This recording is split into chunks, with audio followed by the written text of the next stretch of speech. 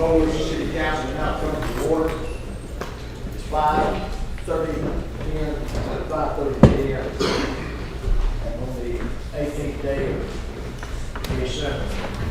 I'd like to now have Mr. Merrill Smith lead us in the invocation and then lead us in the pledge of allegiance.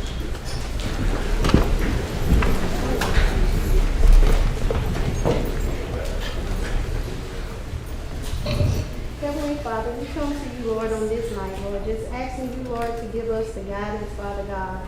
Lord, and as we go forward making these decisions for the city, Lord, I ask you, Lord, that you touch every heart that's here, Father God, and lift us up, Lord, in a mighty special way, Lord. We ask a special blessing upon Bogalusa, Lord, the citizens, Lord, the mayor, and the city council, Lord. Father God, we ask you, Lord, that you remember the bereaved family, Lord, as we know that you will, Lord. Touch them, Lord, in a mighty special way, Lord. Yes. Touch those on the bed of affliction, Father God. And Father God, it may be at our door in the morning or tonight, Lord. We just ask you, Lord, at this time for strength, Lord. Yes. We ask you, Lord, to be with Miss Shirley, Lord. You know what all she's going through, Lord, what all she's facing, Lord. We thank you, Lord, that she was able to come out of surgery, Lord. And we just ask you to strengthen her husband. Continue to bless him, Lord, as he travels up and down the dangerous highways, taking his wife back and forth to her doctor's appointment. Yes. Father God, we just ask you one more time, Lord, to just remember us, Lord. Remember us as we come tonight, Lord, to make decisions, Lord, to move the city forward. Father God, we ask you, Lord, to guide us, guide our minds, guide our thoughts, Lord. And let us do what's right, Lord. And help us, Lord, and forgive us where we may fail short.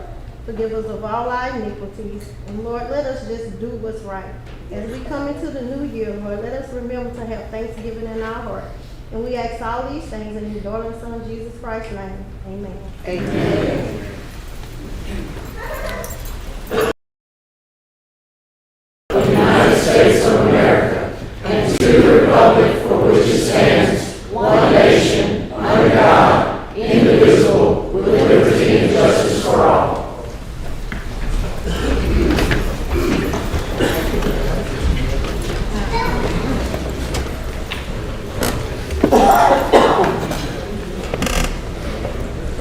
Roll call, please.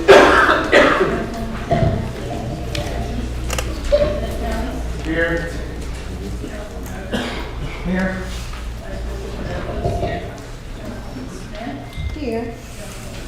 Here. Here. Now I'd like to call for a motion to accept the minutes from the last meeting, December 5th. Vote by roll call, please. President Ellis. Aye. Councilman Urban. Aye. Vice President Douglas. Aye. Councilwoman Smith. Aye. Councilwoman Cates. Aye. Councilwoman Keys. Aye. We don't have any adoption or recognition of awards tonight. We do have some resolutions. The first resolution to be offered to you is introduced by Councilwoman Cates.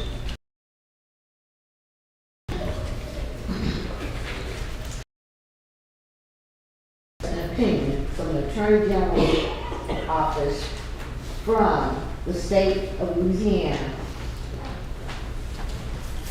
relating to public records requests with watermarks. Now, this particular resolution that's going forth before the Attorney General involves our latest policy from the public requests officer, which has watermarks across the request itself.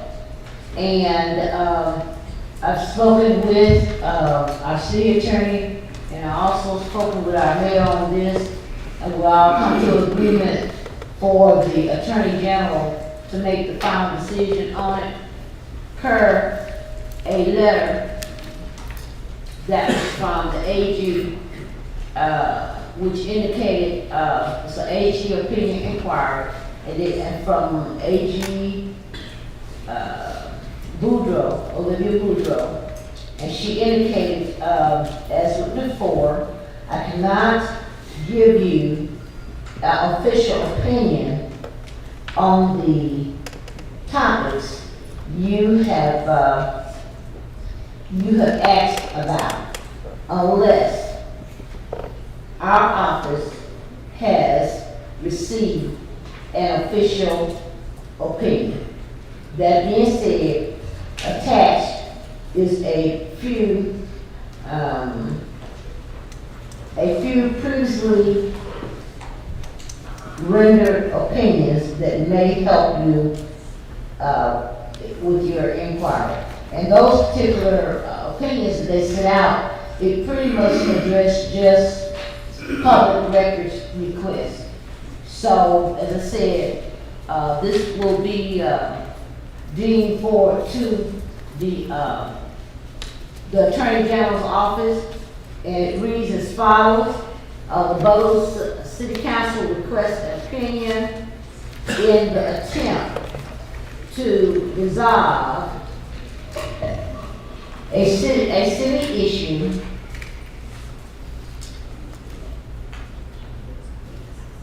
as it relates to the public records request. The custodian of the public records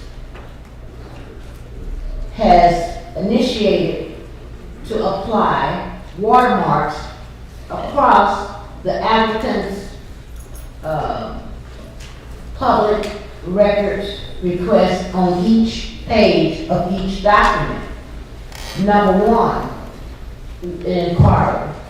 Should this watermark be included on a document request by council members or any request in referring to the PAR, P.A.R. Louisiana, which there's no requirement in the state that a public records request have a watermark on any sort. Number two, does the watermark affect the document's originality? Number three, does the Louisiana Revised Statute 4432 apply to watermarks? Louisiana Revised Statute 4432 indicates that the use of placement of reproduction or photocopying equipment within the office of the clerk of courts by any person described in Revised Statute 4431 is prohibited unless ordered by a court or competent jurisdiction. Number four, should a local ordinance be developed pertaining to this matter? Thank you very much. And this is a letter that goes along with our resolution from our city attorney.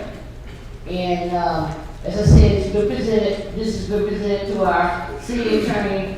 And if this is passed, we will deem the AG to make that final opinion. And it is what it is. If they deem that watermarks should be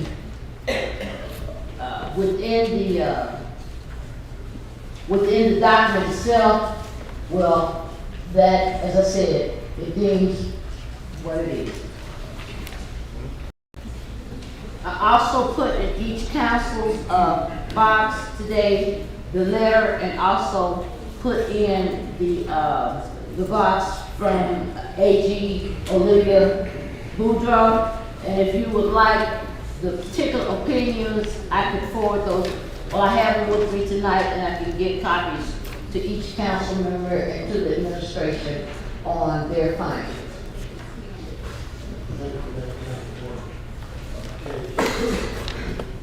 We have a motion. So moved. A second. We have a motion. We have a second for the resolution. Do we have any discussion from the public? Anybody in the public wishes to discuss anything on this particular resolution? If you do, step up to the podium, please.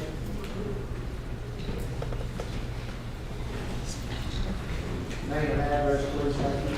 Kevin Cobb, 414 Mississippi. So just to clarify, because I really was having trouble hearing and understanding what you were saying, is that they did not offer an opinion one way or another. They just gave you previous information about other rules. Is that correct? As far as the opinions that they rendered to us, Yeah. yes, it's just, it's not an opinion. Okay. and- This is what we consider an actual opinion. Got it. Okay. The resolution would be what? That we have no opinion on this then? Okay. The resolution itself will decide if we would have a watermark on our, And then that would go to the attorney general again, and they would make it. the final decision, yes. All right, Who? thank you very much. You're welcome. All president. Have you, Mr. Clyde? Is there any other discussion? From the public? There being no further discussion from the public, is there any council discussion? Mr. President, one point of order. You need to move your microphone closer because the PA system's not picking it up. That's what I've been told, this and that. Y'all hear me pretty loud? I hear you fine. If you can't hear me, I'll hear you fine. You get your chair. How about now? Sorry, Hear me Mr. now? President. Thank you, thank you. Thank you Please for that. proceed. Thank you very much. Can we turn these fans down?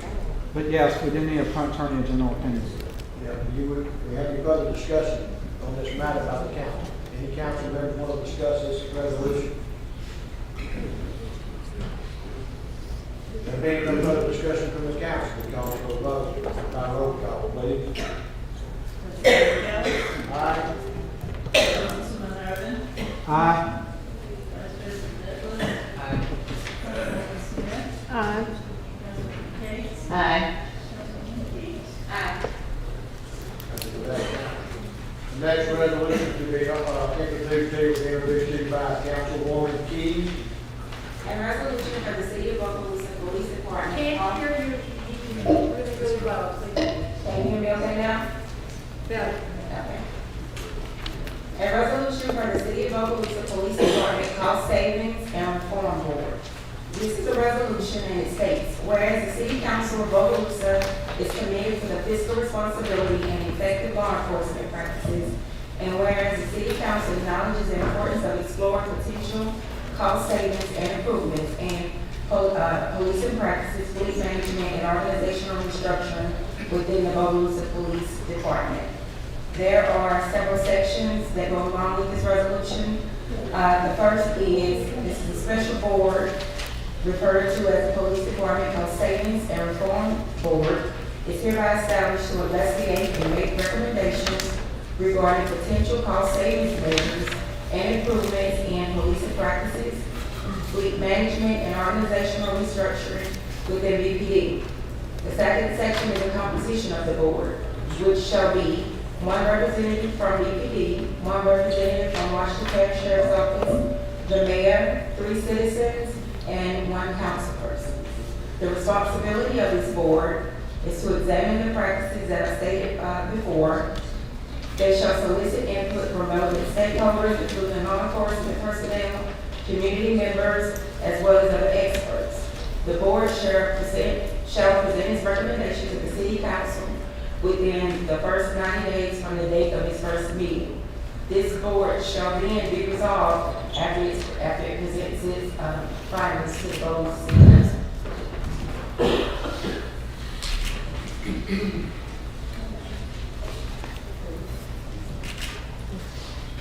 Do you have a motion? I make a motion. We have a motion. We have a motion and a second. Do we have any public discussion on this matter? If you do, step to the podium, please. Give us your name and address, please. Yes, sir. Thank you so much for allowing me to address the council tonight. My name is, this one? Yes, ma'am. My name is Leanne Wall. I'm an attorney in Mandeville, Louisiana, and I've done some work through the union with Bogalusa Police Department, and I've worked with the men and women of this department for a number of years when I was a prosecutor. They asked me to read over this ordinance and to just offer some thoughts to the council, some concerns that they have and that I have. I think, first of all, while every municipality in this day and age is looking to be more financially efficient, in having a policy, a board that looks at both finances and internal operating procedures of the police department is concerning, because you have issues of the union contract, and they are all civil service. So you've got the civil service board, and so I think that, and then the composition where you have the mayor, three citizens. It's almost a foregone conclusion that what the mayor wants is what the recommendation is going to be, is the fear when you read this. I also think the timing is somewhat weirdly coincidental when you had a letter on Friday from MPERS, the Municipal Police Employee Retirement System, a very strongly worded letter that I presume that y'all have been apprised of, where the director indicates that information has been turned over to the DA's office and to the police department to investigate whether there's been a misappropriation, because the monies that were deducted from the employees' checks were for October and November were not sent in. And then there is an email that I was given this evening, also from the gentleman at MPERS, that addressed to the mayor saying, we understand that you want to dissolve the Bogalusa Police Department. So I think that is coming on the heels of this. It seems like there's an ulterior motive in that, but this resolution is designed to do is not really reform the police department, but to generate a document that gets the mayor an excuse to dissolve the police department.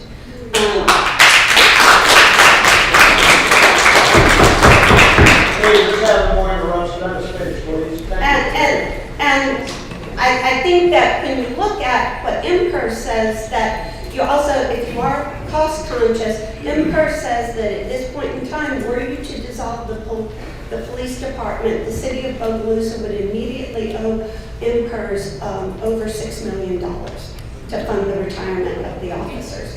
So I think that this is not a cost saving or looking at a financial efficiency. It is a sham designed to generate a document to justify the mayor dissolving the police department. These men and women work long and hard here to try and make this city a safe place for people to live, so that you can bring in business and generate some tax revenues for your city to improve it. And you're never going to do that with a property crime problem and a violent crime problem. You're not going to bring in business.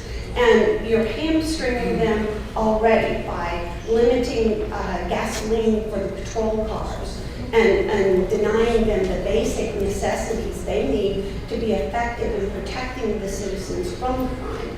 And so I would urge this council to think about this and perhaps table it until you speak to employment law lawyers and look at what the real purpose is. Why do you get to go? Hey, man. You can finish what you had to say. You do it to me all the time. Well, not up to you. That's not what we're here for. Okay, Give well, me 5 seconds more. I don't want to belabor the point. I think I've made my point. If y'all have any questions, I'll answer them to the best of my ability. Ma'am, we would like a copy of the email that you received Absolutely. this afternoon. We have the first 3 letters, we were blindsided on Friday. Yes. With that, we do apologize to the police department. We have not, we've had issues about getting monthly financial statements. And the thing is, we did been asking, it is documented. So, as a matter of fact, I'm going to go ahead and say about the monthly financial statements. There is no city in the state of Louisiana that has to beg and plead for monthly financial statements from administration. They're given every month. Thank you, ma'am. Yeah, I know y'all are good too. I will get y'all all everything. I'll make sure that y'all get that. Thank you. Thank you. from Mark Irvine for getting financial statements. The last time that you asked for statements, I recall sending you those statements, is that not correct? You did? So don't make it seem like we have problems with receiving financial statements because that's not true. But And the issue my statement, let me finish. My statement is, we don't get them every month. We have to beg. Thank you for that. We're discussing a resolution at this time, okay? You want to speak on this resolution? About the resolution, you got 4 minutes. Joseph Darrell Smith, 1018 West 10th Street, Bogalusa. So when we're talking about fiscal responsibility, that the mayor, I believe, is overall responsible for the budget. So we need to, while we're doing this, we need to talk about authority and responsibility. So I think that's probably more the issue here right now, rather than gas money for the vehicles. If I recall, the mayor ran on a campaign of transparency. And 2 years later, I don't think we're transparent. It's crime up or down, Councilman Irvin? Can you answer that? Is crime up or down? You're a councilman. I've seen, as far as the murder rate is down. Is crime up or down? I- You don't know. I don't know. Because we're not very We don't transparent. know. We do not know. If I recall, also, our mayor asked the city police, the police chief to step down because he has that authority and that responsibility to run our police department. But the mayor didn't get that. He didn't get that. He has the responsibility because everybody's on Facebook and in the community saying, crime is up, crime is worse. What is this mayor doing? One, crime is down, but 2, we don't know. But the mayor has not had the ability because he can't replace the police chief. So when we're looking at this thing, we really need to look at a couple of options. One of them being, if we're not going to let the mayor, who is both responsible and should have the authority, he don't, over the police department as depicted.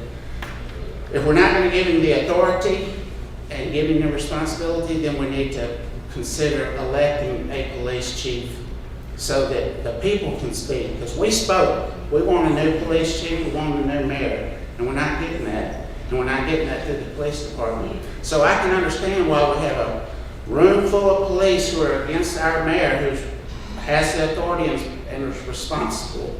We got to change that. That's it's not in keeping with what the integrity and safety of our people. We got a police chief who is left unchecked. And we don't have any processes in place to check that. So I think the mayor, with his ability to control the funds, he's trying to control the police department, which he should be able to because he's responsible and he should have the authority to go along with that responsibility. Thank you for that, Mr. Nicole.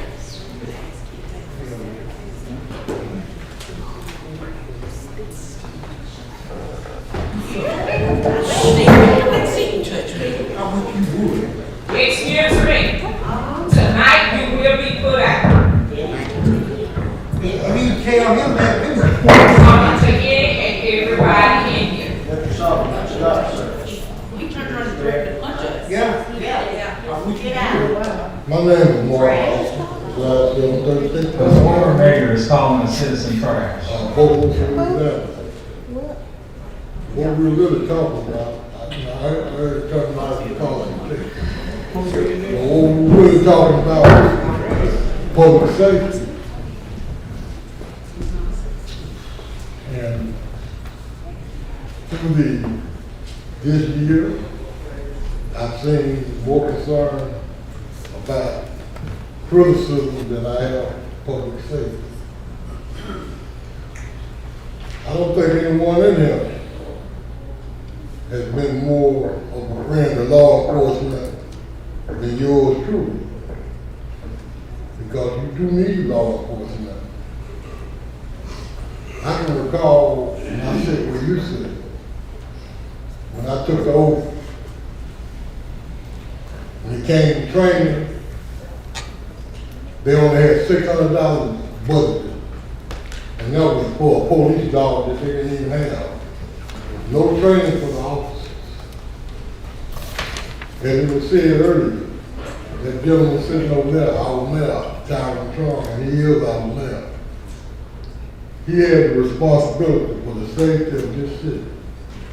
Anything was done by this department, whether it's positive or negative, he has to answer for it. And I come in tonight, not only on the police issue, and I hope that our council and the public, I hear from them a lot.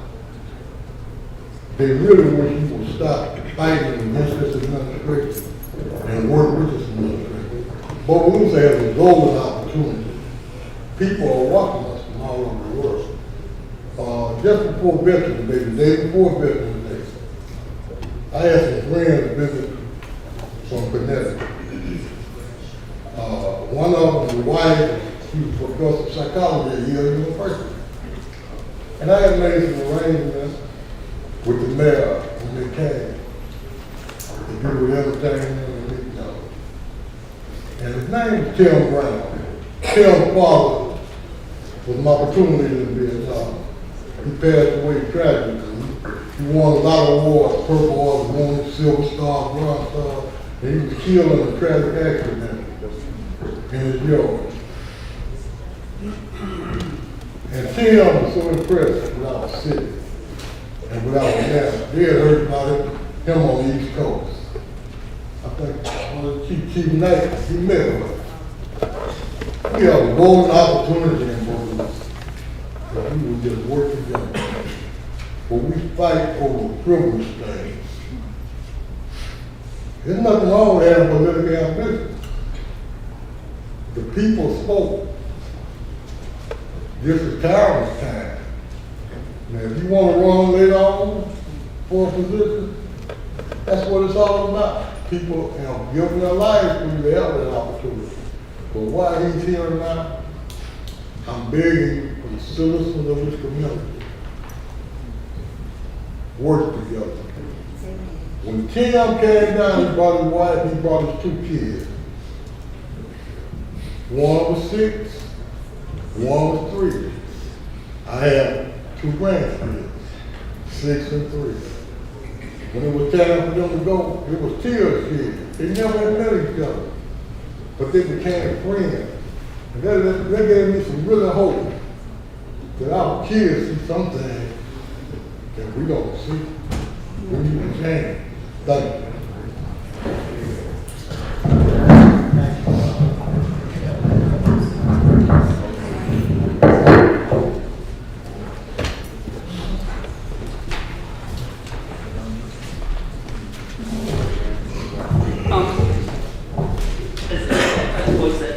Yes. Yeah. Thank you. Thank you. Go ahead. My name is Kelly Payne. I live at 502 Virginia Avenue. I'll make this as brief as possible. Y'all hear me? I have both a bachelor's in science and a master's degree in science and mathematics. I am more than qualified to speak on this subject. I got the raw numbers from Bogalusa Police Department under a public records request, which they were kind enough to fulfill without any hassles. And I can tell you, City Council, absolutely, unequivocally, crime is up. Calls for help are up 12% this year. Felonies are up 20% this year, 55% increase from just 2 years ago. We need more police, not less. That is all I have to say. Thank you. Thank you.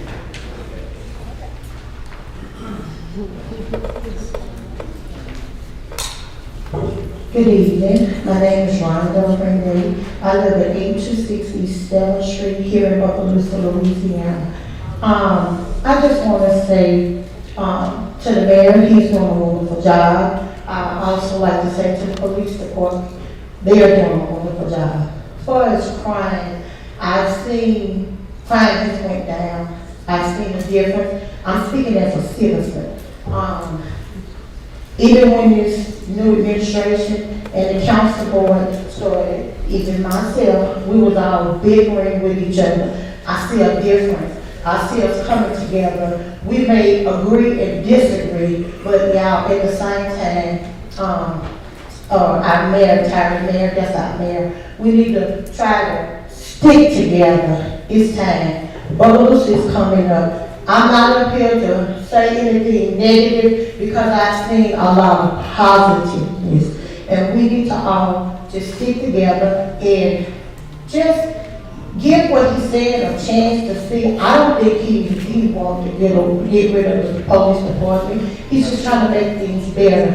And if we all just come together and be in unity, it can be worked out. We don't have to get up here and first because I see the change in Bogalusa.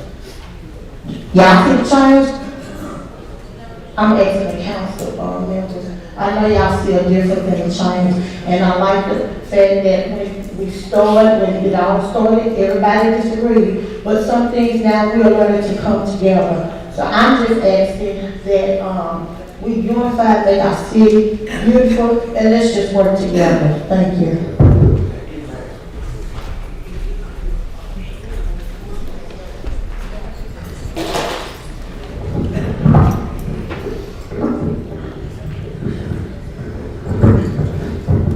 Statesboro 1931 took place.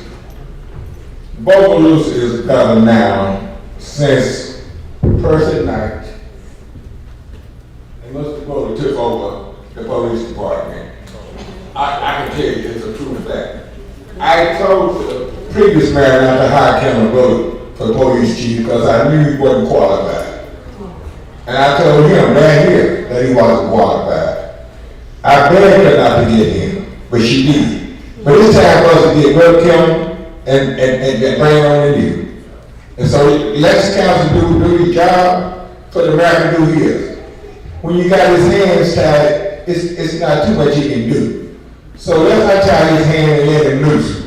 We got a mayor that want to make changes in Bogalusa, but the citizen and the council got to go along with the flow. If you don't go along with the flow, you won't have nothing to hear no more. So let's get together and stop all this bickering, because 8 years in the previous administration, you all did not come up with all this crap about the budget like y'all doing with him. He just got in here. I didn't hear nothing about the budget for 8 years under the previous administration. So what is going on? Is this racist, black racist, white racist? What is it? What is it? No, here we go. I'm just telling you facts. I come to these meetings on a regular basis. I see what's going on. I speak the truth. I do not lie. So it's time y'all to stop all this crap y'all putting on the internet, talking about the maps.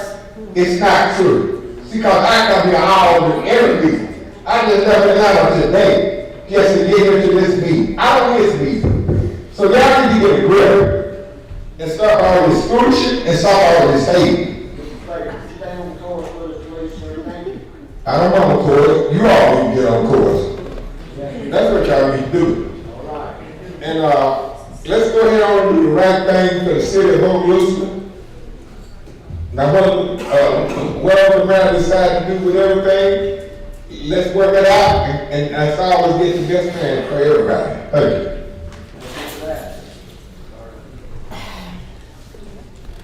Any public custody? Everybody else is finished.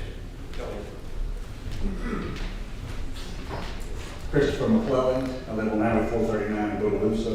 I work for Bogalusa Police Department from May 14th of 96 to September 9th of 2000. I then moved on to the Louisiana State Police and worked there for 21 years and 1 month and 2 days. And retired from Louisiana State Police.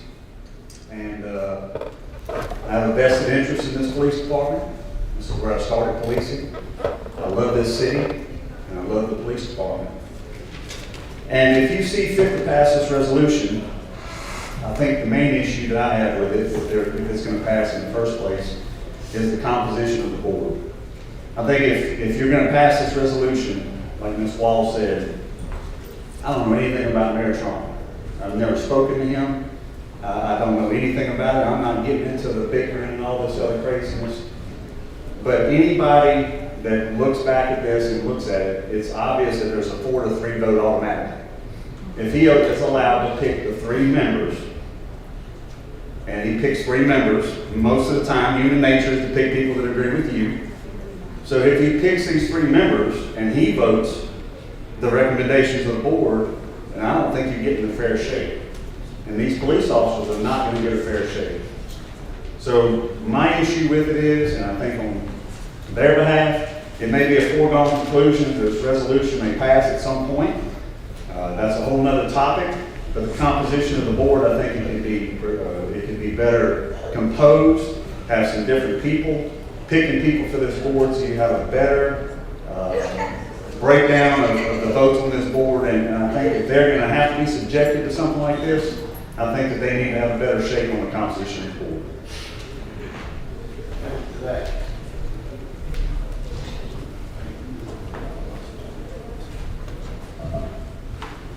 Major Troy Turlon, 111 Memphis Street, Bogalusa, Louisiana. I've been a member of the police department for over 28 years. Sir, could you speak now, please? I've been to a lot of these council meetings, and I don't want to cause concern or discord between everybody. We have worked very diligently and hard with the new administration to update policies, update patrol procedures, concerns that the citizens have had, and I think that we have done so very successfully. We have a very good working relationship with the citizens and the members of our community. We too would like transparency, and we have had this discussion before. We found out about this resolution, and I was able to talk to the mayor about it afterwards, and I'm a little disappointed that there was people added to it since the last time that I saw it, and I was not informed. I don't know when these other people were added. Since the copy I got, I would like to have an active part at the table and be able to discuss when matters like this are discussed and put into consideration. I believe that if anybody outside of the citizens of Bogalusa who pay for a service and they expect a service, the men and women of the Bogalusa Police Department should have a stake and a say-so in a board like this when it's being made. Like I said, we're not here to cause controversy. We love our citizens. We love the city. We're here because we love Bogalusa. We're not giving up. We're going to do our job, and we're going to do it effectively. We have an open door policy for anyone, from the top administrator to the child in elementary school. We have done our part. If anybody has any concerns, they're more than welcome to come see me. That's my take on this right now. I think under its current form that it should not pass. We should have a sit down and some discussions about this before it takes place. Thank you.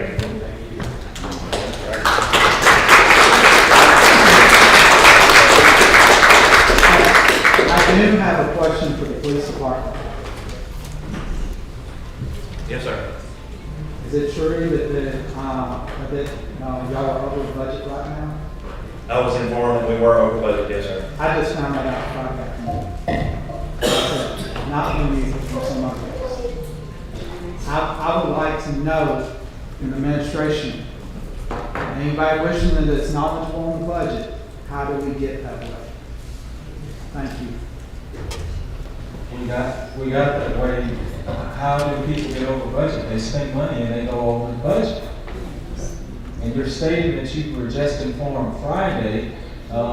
Ms. Brown has been providing, you just admitted that Ms. Brown has provided you with financials. That's your job as a council person to peruse those financials and bring your concerns to public discussion.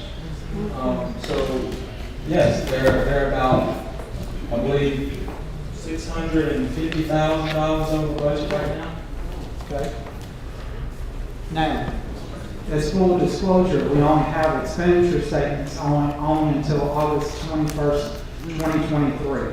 I do need to disclose that to the public. We don't have anything past that. Ms. Brown did tell me in an email a week ago that she would provide those as soon as she gets through redacting any personal information. I respect that, but we do, in order to make sound financial decisions, we do need to be alerted by someone in the finance department that's knowledgeable in the finances, hey, we need to look into the situation. We're not CPAs up here. We're not accounting people. We do need to be treated fairly on this situation. It's important to you, it's important to us, it's important to the whole administration, the whole team here in the city of Bogalusa. Anyway, that's how I'm going to say. My thing earlier was, we need to get the financials in real time, as closely as time as possible. Even the previous administration stayed 45 days behind on financials. And I understand that, but when I call around to other cities, call all the other cities in St. Tammany and Washington Parish, they'll tell you they give their people 30 days everything. They know they get it like a bank statement. They know what's going on in the city, so they can head off problems. And we need to be proactive. And at the same time, when you ask for those documents, I replied to you. I sent you the balance sheet and income statements that you asked for, and I did say I would send a SNP report later. And that report was sent as well. Yes, ma'am. So don't act like I haven't sent you what you asked for. Give this time. Okay. We have a lot going on in administration to where I didn't have to do a lot. But when I get into it, I email you and I tell you that. It's not like I just let your email and don't respond to you. I respond to you in a professional manner, and I give you those documents.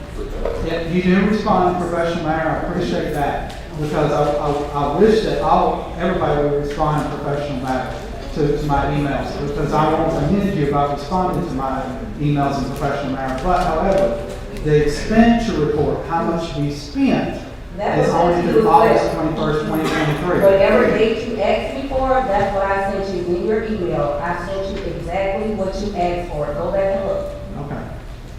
I'll go back and look, because as of Friday, I haven't received the expenditure report. It was sent out along with everything else that you asked for. Go look. Because I received the balance and income statement, and everybody's up here saying no. If y'all didn't receive it, it was on my end. I could re-forward it to you where it was sent to you, because I have the report and sent it via email, just like I sent it before. But still, we do need to get information in real time. I'd like to Close discuss. time possible. Thank you, Councilman. My name is Tyler Lindsay, and I'm the president of the Bogalusa Police Association. That's our union here in Bogalusa, address 111 Memphis Street in Bogalusa, Louisiana. This resolution is extremely concerning to us, and I speak for that as our union members. We are concerned that this may be the beginning to the end of the Bogalusa Police Department. That this may ultimately be in the works of turning us over to the sheriff's office. And what we need, I also was a deputy prior to my time coming here. And I work the east side of the parish, west side of the parish. There's two deputies on the east side of the parish. And I believe that our police, like other people said before, our city needs more police, not less. As far as the budget, saying we're over $600,000, we met with Mayor Trump this week, and we were informed we were $1.5 million over the budget. But today is $600,000. We also have been provided with an expenditure report with things in it that doesn't even pertain to us. So I wish that would be revisited and looked at and confirmed, show us where we're over budget. Apparently, he also said that all departments were over budget. We would like to see that also. We would like to see that we're willing to do all we can, but and top priority is our citizens. That's why we're here. We're here to serve and protect, and we will be here to serve and protect as long as this council and this mayor allows us to. We're going to be here. Thank you. With all due respect.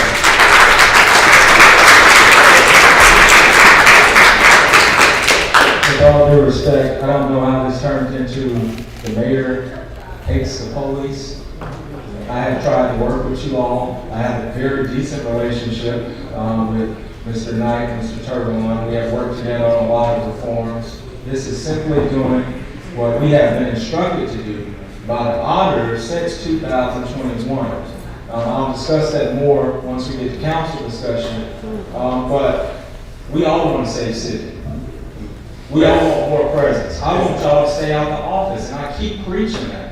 I have preached it since the very first day I took office. Mayor, can I ask you, did you tell us we were $1.5 million over budget? I did. Did you say $600,000 today? Correct. At this meeting? Okay. Correct, but I can tell you where it came from. So I was accidentally combining you and the fire department. But nevertheless, $600,000 over budget is not something to just scoff at. Okay. this same crowd wants to preach about fiscal responsibility. But now it's okay when the police run up a tab on the city and we have to pay for it. It's okay when you all don't want to listen to anything called reason. The reason why we are bringing this board to the council is because everybody says the mayor makes decisions on his own. Well, guess what? Let's bring everybody to the table to address the attorney's concerns about the composition. I have been in touch with the council. We plan to amend to make the composition more fair. All that I want to do is figure out how to get this deficit down and do it fast. Was our overtime budget cut in half? We were at over 350,000 dedicated for overtime. We're now at 188,000. So that's half. Yes, you were cut because that's what the fiscal administrator's plan calls for. It calls for reducing overtime, controllable overtime costs exceed 800,000. This is back in 2021. This is not new. Mayor, I'm not here. We are simply working on the problems that the citizens of Bogalusa elected me to work on, and I will continue to work on it. I'm here to say. Let's stay on focus on the resolution. Yes. Now we're talking off the budgetary stuff, and we're not going to sit here and argue about the mayor being right or wrong, the police department being right or wrong. That wasn't my intention, Councilman. Now let's just get back on course. I will say this and I'll be finished. I'm very concerned that if this resolution passes the way it is, that there will not be a Bogalusa Police Department. We want to protect our citizens, and we do the best that we can to do that, and we will continue to do that as long as we're able to be here. Thank you.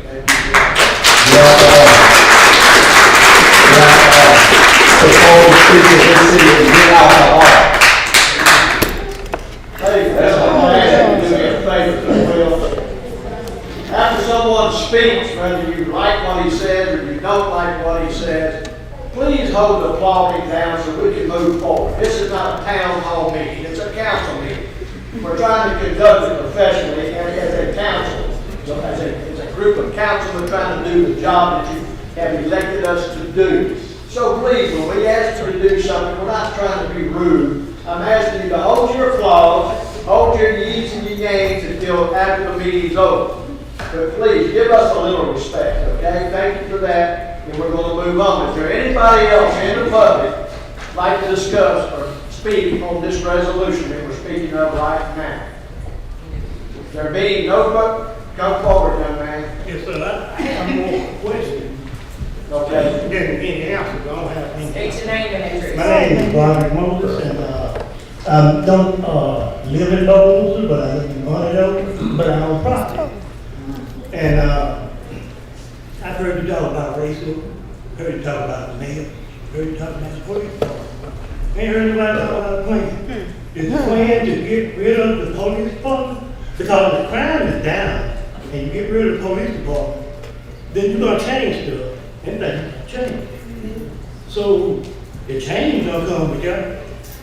That's all I have to say. Thank you, sir. Thank you for that.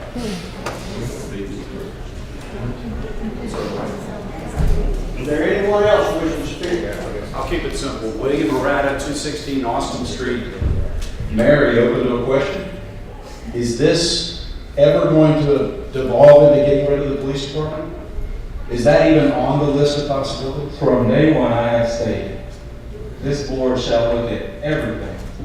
Whether it's any way to reduce costs, whether it's we should move to a fleet instead of take-home cars, whether it should restructure so that the Bogalusa Police Department is not too top-heavy. We have a chief of patrol that does not even control. Well, I get it. You're talking about fiscal management. You're not talking about a fiscal crisis.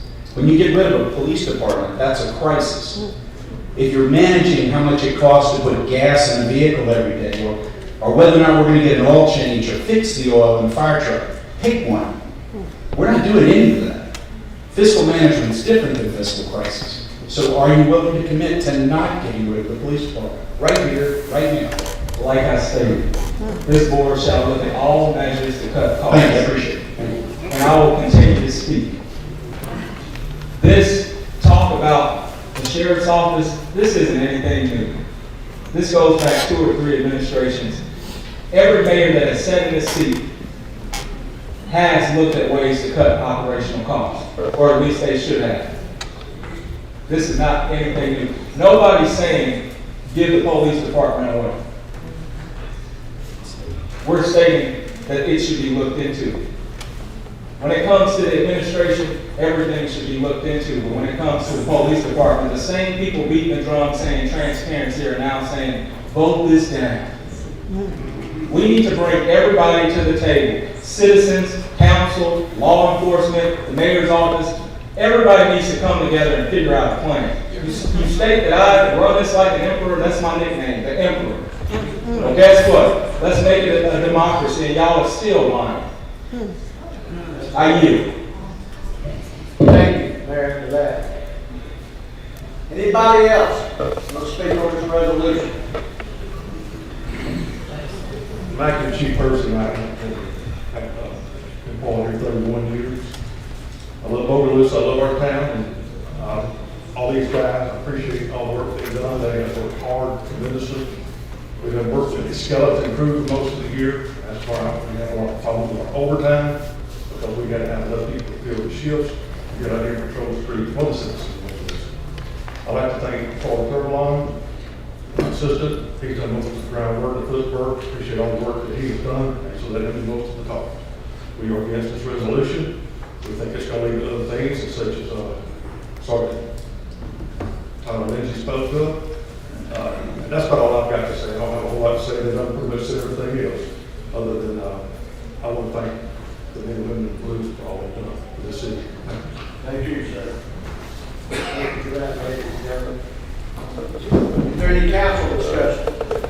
I do have council discussion. First of all, I would like to commend all the police officers, and I would like to make a public apology to you all from the last council meeting. I know it ran on, and I apologize, but I was not insinuating or stating that the police officers were stealing gas.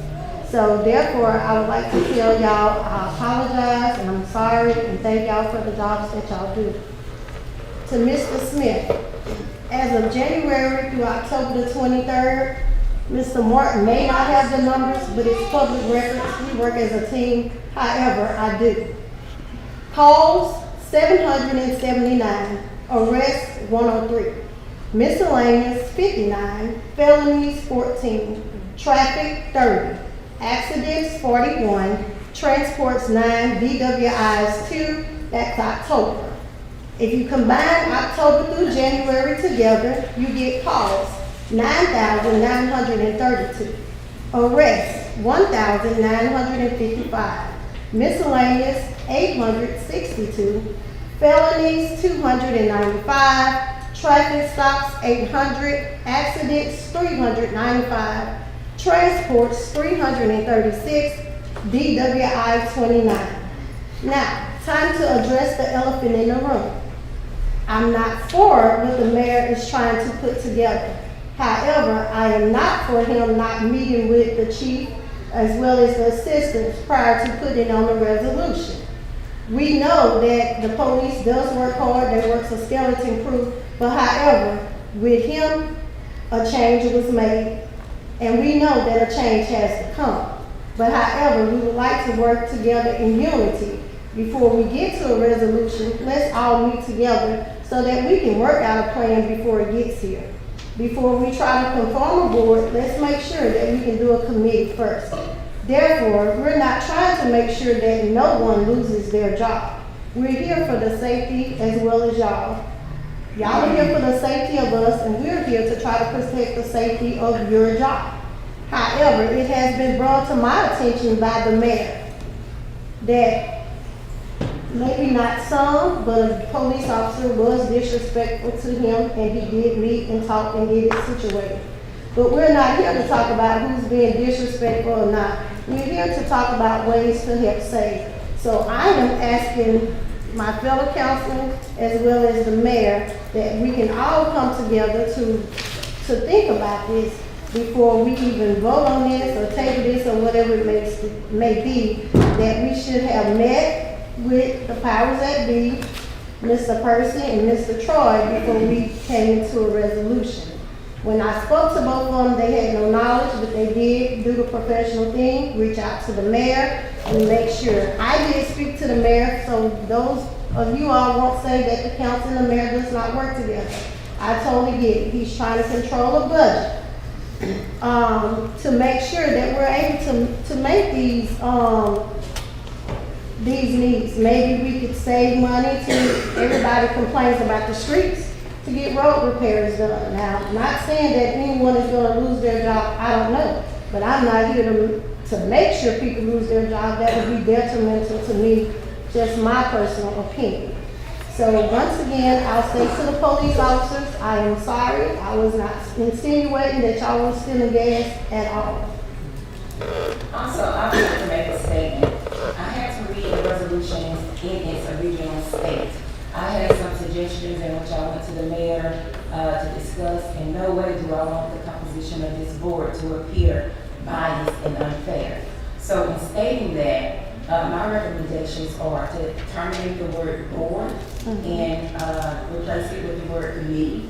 It sounds less threatening. Also, for the composition of the board, we have one representative from DPD, our union member, one representative from WPSO, the mayor, 2 citizens appointed by the mayor, approved by the council, and 2 council people to ensure fairness.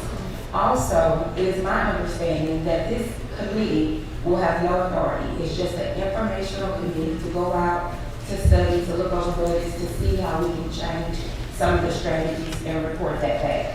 So in no way, from our standpoint, that this board is intended to dissolve BPD or serve as a tool to dissolve BPD, because you all are a vital part of our community. I would like to say on this particular resolution itself, it has a lot of parts within the resolution that is addressed throughout the actual charter itself. It talks about restructuring.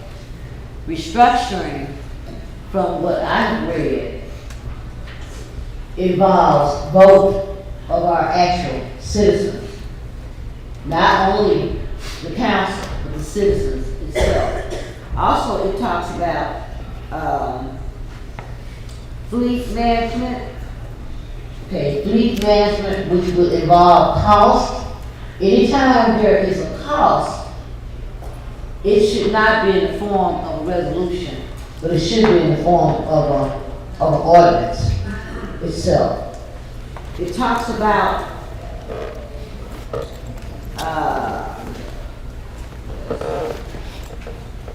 cost saving. That's another area that should be involved in an actual ordinance. So, just speaking as Council Case, I believe that this particular resolution or parts of it should really be looked at closely.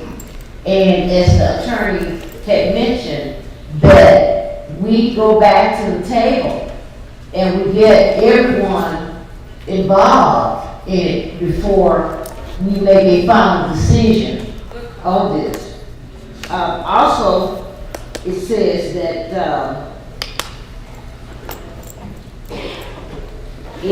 as far as policing practices, now we know that our police department, our beloved Bogalusa Police Department, is under the actual civil service.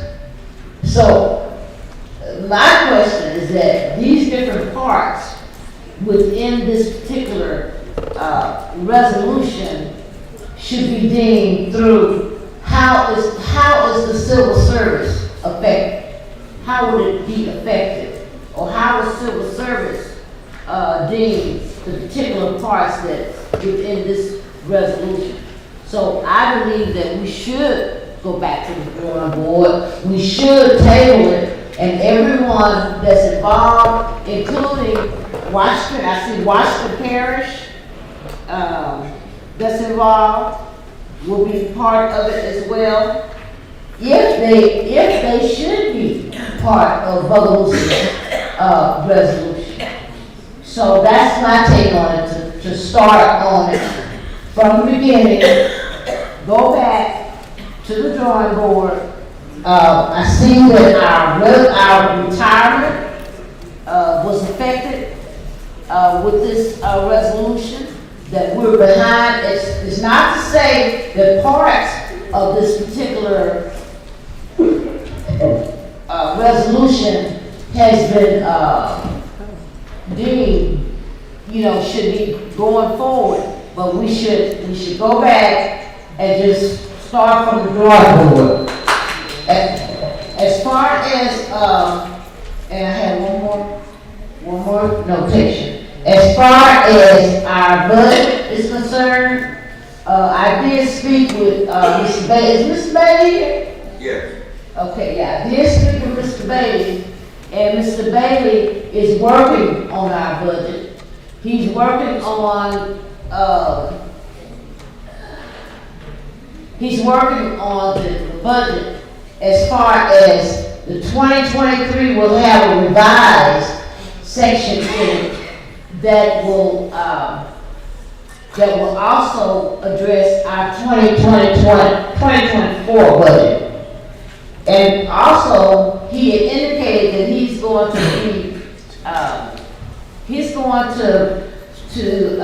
include our 2023 and 2024 budget in our budget, which is coming along.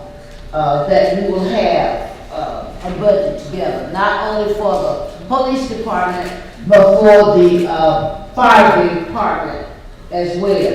We did receive our income statements. Thank you, Ms. Brown, for our income statements and our balance. But we are still awaiting our expenditure and revenue reports. And from what I understand, when I requested the expenditure and revenue reports, they're still under the guise of the Louisiana LOA under investigation. And I received that from the LOA, that they're still under guise. So we really need to know how much money we have, and we need to know where we are at this point. Councilwoman Cates, before you begin, I was going to put up a motion to offer the amendment of the suggestions that I made for this committee. Are you offering an amendment? Yes. What are the amendments?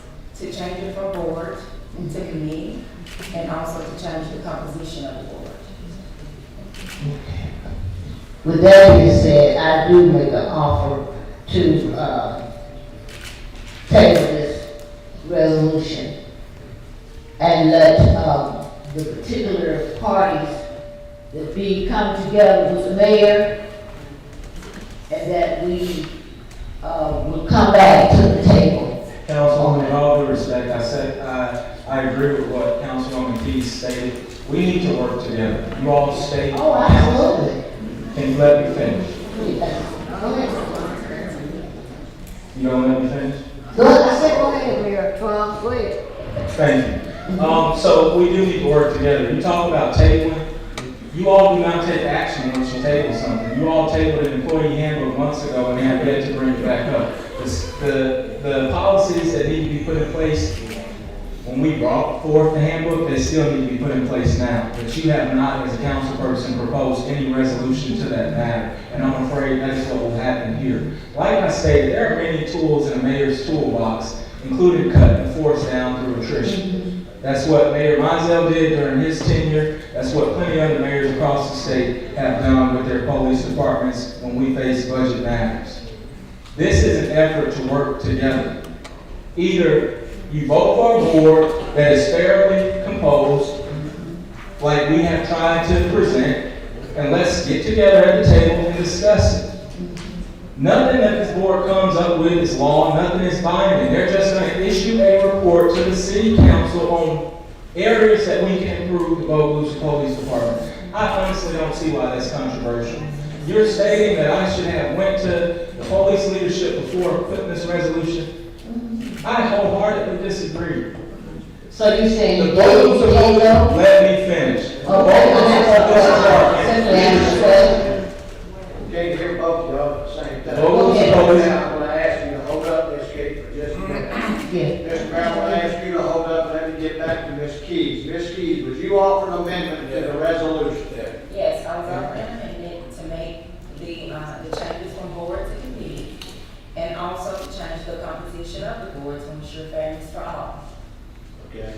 Now, word that for me with the composition, and what does that reference to? One representative from UPD, which can be a police officer or the person acting as a part of the union. A representative from, Hold up, just a second. Just one? yes, All right. Now go to the next one. one representative from WPSO, Okay. One representative, yes, the mayor, the mayor. 3 citizens appointed by the mayor, approved by the council. Two. Sorry, two. That's corrected, two. Says 3 here, but that's okay. Yeah, should be Two. Yeah, that's correct. Two citizens appointed by the mayor, approved by the council. And 2 councilpersons. Two council people. There's an amendment. It's been offered up by Ms. Keys, this resolution, to change the composition from the board to a committee. Is there anybody in the audience who will speak on this amendment to this resolution? Can't hear the amendment, so we can't speak on it. Well, I can't help it. I can't get no further out there where you are, ma'am. I'm sorry. If somebody can relay it to you, they can relay it to you, ma'am. I don't have speakers out All there. right, Mr. President, point of order, could you move your microphone closer and Ms. Keys, Councilwoman Keys, could you reread the ordinance as presented so everybody can hear? Bring your microphone real close because we're having audio problems. Can we have Debbie to kind of step to the front?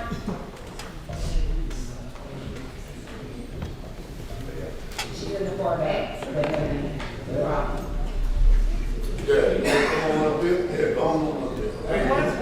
So, Ms. Debbie, what I am proposing, Hold up. Okay, so you won't say it. what I am proposing is that we change this from a board to a committee. Because the purpose of the committee is just to go and seek information and bring it back to us. I'm also changing the composition of the board. So it will be one BPD officer or union member, the one officer from WPSO, the mayor, 2 citizens appointed by the mayor, approved by the council, and 2 councilors. And could you expand that to include 2 citizens, one by the council? We've already said 2 citizens. 2 citizens appointed by the mayor with the agreement approved by the city council. We can't hear anything out Well, I there. understand that. We can't help that. We don't have to speak. Well, maybe somebody could come and just say one. Hey. Hold up, Mr. Morris. I think the council should, take Councilman Keys' amendment under consideration. I think it's a good idea. And I think we do have smart enough people in Bogalusa who can sit on these commissions and make decisions without being biased. I'm glad to see Mr. Jerry Bailey sitting back there. I want to tell you this to this council. When Mr. Bailey came to Bogalusa, I thought we had some local people that had qualifications. I didn't vote for him. When Jerry approved his work, he can tell you, I went to him and I committed him on a job. I wanted to give some advice to the council. That's a number, man. They'll work for you well and keep you out of a lot of trouble. Thank you. Thank you, Mr. Officer. There being no further public discussion, is there any council discussion on the amendment offered to us? I do see, the amendment and appreciate the amendment, Councilwoman Keys, from,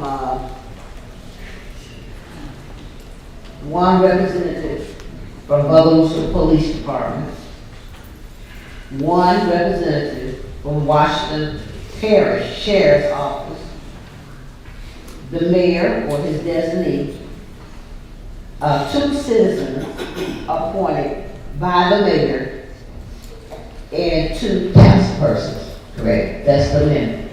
Okay, my concern is in paragraph 2, which says, whereas the city council acknowledges the importance of exploring potential cost saving and improvements in the policy practices, and the policing practices, fleet management, and organizational restructuring within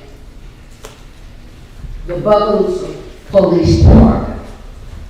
That's primarily my concern. These are all kind of different areas, which I had stated before. Some involve restructuring, which is a vote by citizens. Some involve fleet management, which is involves cost, which should be under a organizational, not organization, but under a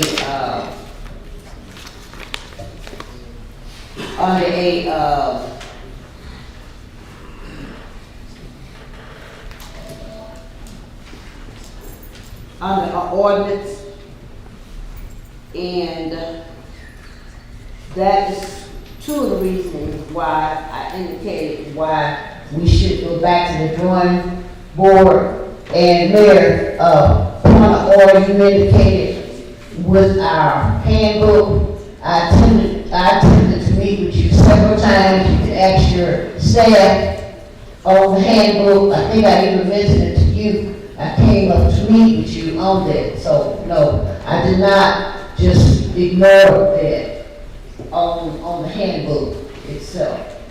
We'll get to that later in the council. Okay, we will stay in the resolution. The amendment. Any other discussion of that, Mr. Rowland? With the amendment, well, that's what I'm saying. Paragraph 2 should be amended also. And what would you like to amend it to? Let's get through this amendment first. Okay. Let's get through this amendment. If it's amended, you want to make another amendment to the amendment, we'll amend it. Let's go with this amendment, I guess. Yeah, we're skipping paragraphs. That's what I'm saying. That's all. I don't have a problem with that, Councilwoman Hicks.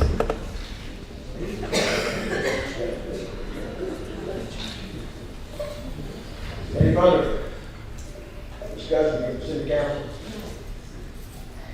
I have council discussion. Mayor, I guess by being a committee, like my heart for concern would be like ways to save. Mr. Percy or Troy, did y'all present information to Mr. Bailey, Mr. Bailey, where money will be reimbursed back to y'all budget that was spent out? Can you elaborate on that so it won't just like y'all so much in the negative? The money funds does come back. If you could elaborate more on that so the citizens could be aware, that would be appreciated, because it's raised the cut, and I'm not for anyone losing their job. Yes, we have several grants out there. One of them is the cops hiring program, we call it cops grant. They pay 75% for officer salary. So that's reimbursed back into the system. And some of what we had on the budget that we got back, it did not show that. It's coming back into the budget for us. And he does have a copy of that now, correct? Yes, that's Okay. correct. And then the Louisiana Highway Safety Commission, this is what overtime for PWI details, that's checkpoints for seatbelts, PWI. The officers work overtime doing that, and the Louisiana Highway Safety Commission reimburses that overtime, which was also not reflected into our budget that they put back in. And do you know the numbers off top, or you have to have them there? I did the cops grant, I gave Troy that information right close to 200,000.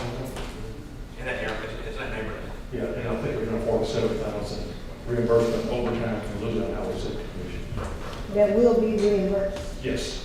Okay, thank you. And Mr. Bailey, you do have a copy of that, correct? Yes. Thank you. And they did bring that to your attention that you wasn't aware of, correct?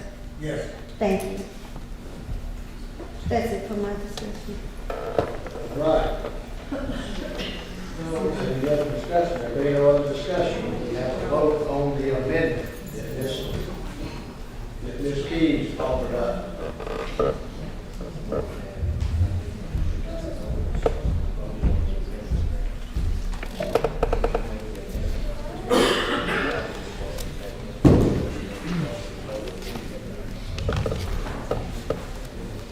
There's no further discussion on the amendment. It's called for the vote. I roll call on the amendment.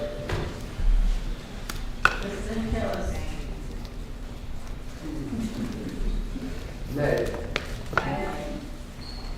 Councilman Irvin. Nay. Vice President Douglas. Aye. Councilwoman Smith.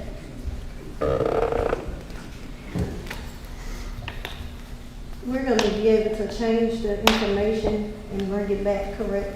Yes, I think Councilwoman Casey has some amendments as well.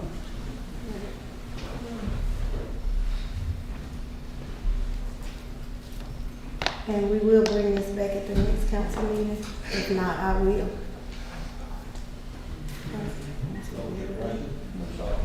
I said we will bring this back at the next council meeting. If not, then I will. But we're gonna have to make some adjustments to it, correct? Nay. Councilwoman Cates. Okay, since you did make the statement that we will be bringing it back at the next council meeting, and I really do have some concerns with the second paragraph that we're not discussing.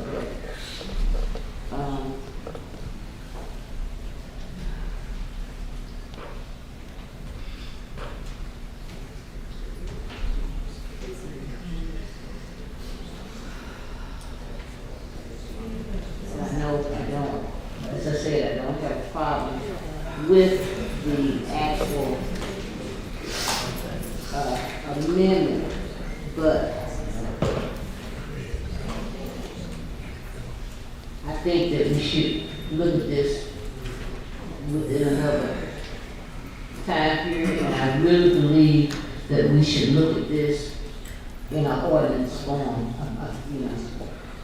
even with the amendments. I agree with the amendments, but we should be looking at it in an ordinance form, so nay.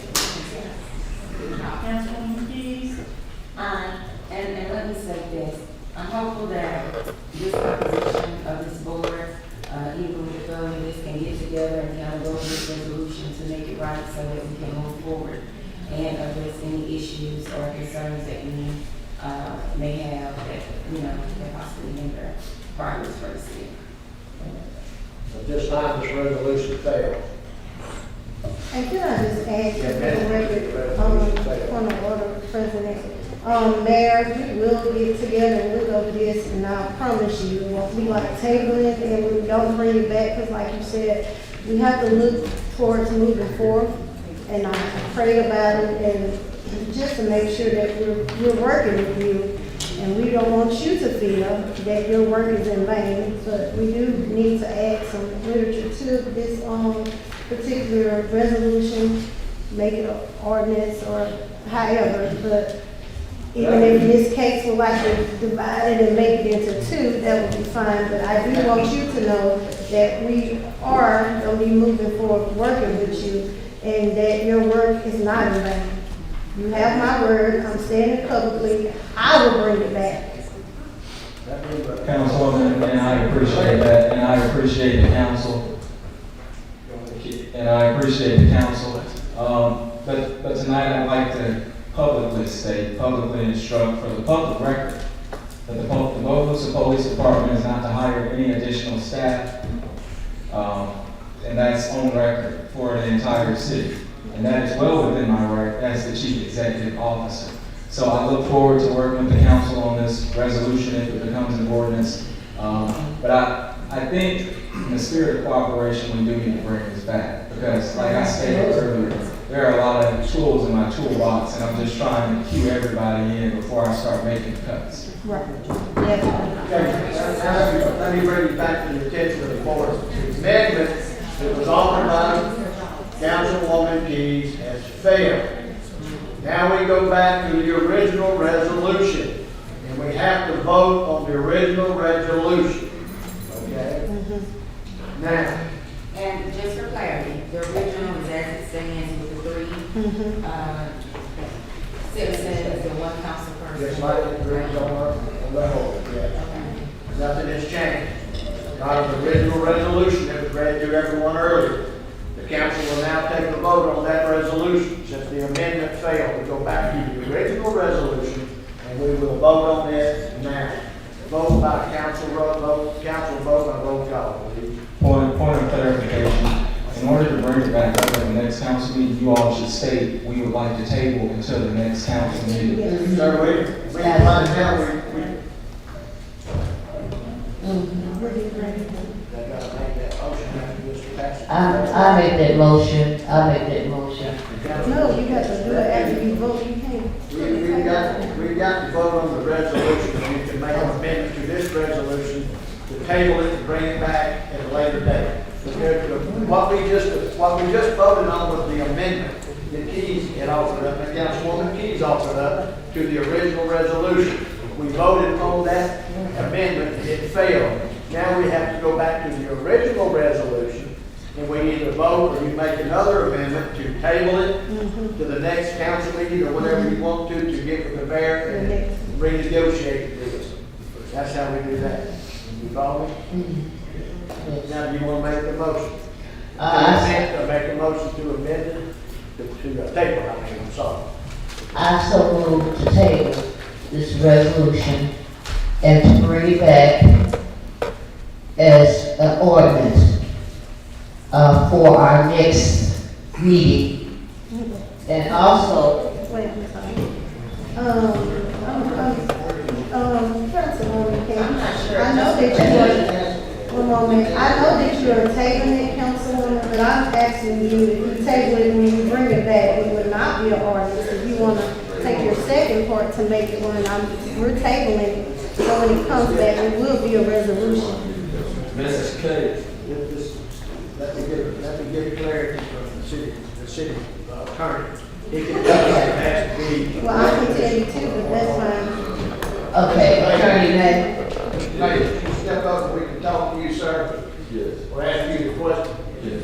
The question to you, sir, is, should this be a resolution or should it be an ordinance? A resolution, it doesn't have to be an ordinance until the committee come back with their findings for you all. And if you want to move, then you move in the form of an ordinance. All right. Thank you for that, sir. I have something to say about that. Let's get through the one. Wait a second, I have something to say about that. Anything to do with finances has to be done by ordinance. Anything. But we're forming a board, we're not forming anything concerning with a finance committee. This is basically a board to come together to collaborate. However, we have some information that we would like to add into it so that everyone can feel safe. I was not comfortable with knowing that people may lose their job. However, I'm not the mayor. It's still up to his discretion. Some may still lose their job, but it will not be on me. And protecting the council, it will not be on the council. It's gonna be a committee instead of a board. He is the mayor. He does have those rights to get with the chief to try to cut down the budget. We're just trying to help him with this committee to make sure that we're bringing forth the right decisions. And as y'all heard Mr. Percy say, with this, no, it's not gonna be a board, it's committee still. Committee failed, Mr. Mayor. It's a board. We're back to the. Sorry, apologize. Regulation. Take the board, but we're just trying to make sure, like Mr. Percy stated, there is money out there, there's funds out there that they are working on, that they're writing grants for to get money back. However, he's doing his job as the chief to try to protect his team to make sure they stay together as a team. Okay, I'll go under consideration since our city attorney recommended publicly that it should come back as a resolution. I do not agree with that, but I'm going with that because of the funds that are involved and will be involved. If we have cuts within it, as he indicated, the board will come back and let us know it will be a cut. And then at that point, that cut will have to be recommended to the council. There is no committee. The committee died. It's over with, okay? So now we're back to the board. We're making a resolution. We're offering up the resolution that's originality. If you wanted to table this, you want to make a motion to amend this resolution to table it. Is that what we're doing? I do make a motion to table this resolution and that we will bring it back wholeheartedly at our next council meeting. Also, I wanted to say, within table it, that the composition of this board will meet with our mayor and give their We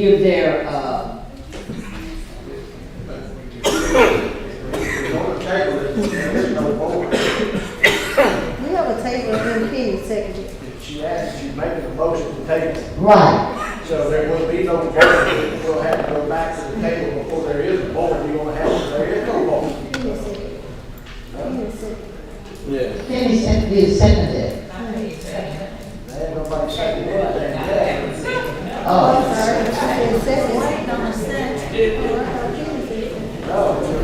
I just want to make sure, once we come back, and as the mayor did say, we should all work together, that all of the components get together with our mayor. Just you said. I am a second. All right. It wasn't a second. What I recommended was that. Hold on, ladies and gentlemen, please, hold up.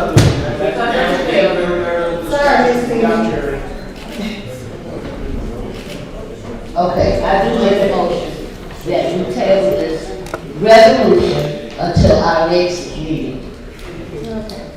I do make a motion. Keep in mind that meeting is in January 2nd. Right. There's a motion on the floor. Do we have a second on the motion to table?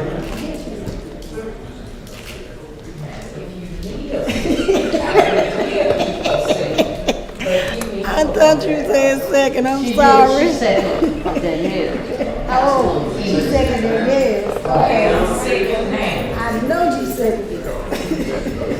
Okay. Got a motion to second to table this resolution. Have a vote by roll call, please.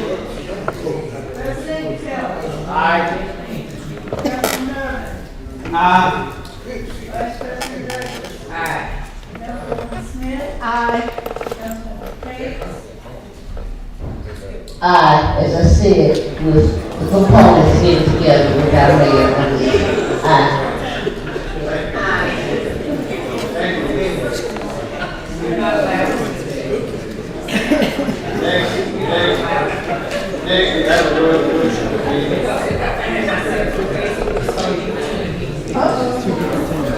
I'm telling you now before you walk out that door. If I find myself on Facebook, it's gonna be me and you. You are not allowed to do that. Who's putting stuff on Facebook? Somebody need to get out. Somebody need to be out. He is on his way out.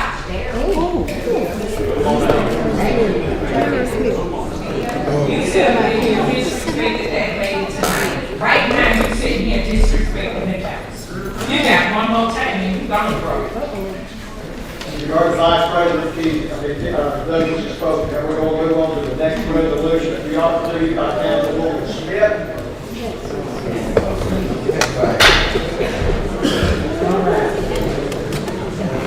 Councilwoman Smith. Councilwoman, please. the City of Bogalusa Transparency and Documentation Board. What this board consists of. Point of clarification, it's not a board, that's a typo. It's not a board. Oh, okay.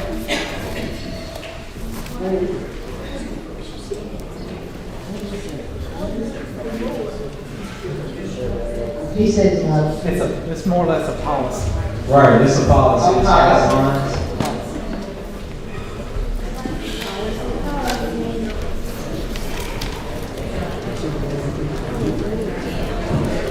Thank you all for coming. Please control the streets.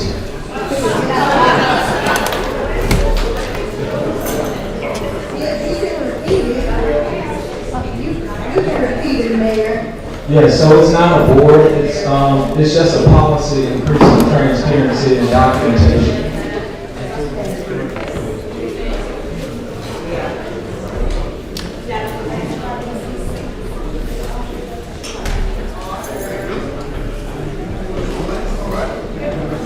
The purpose and finding of the policy, the City of Bogalusa recognizes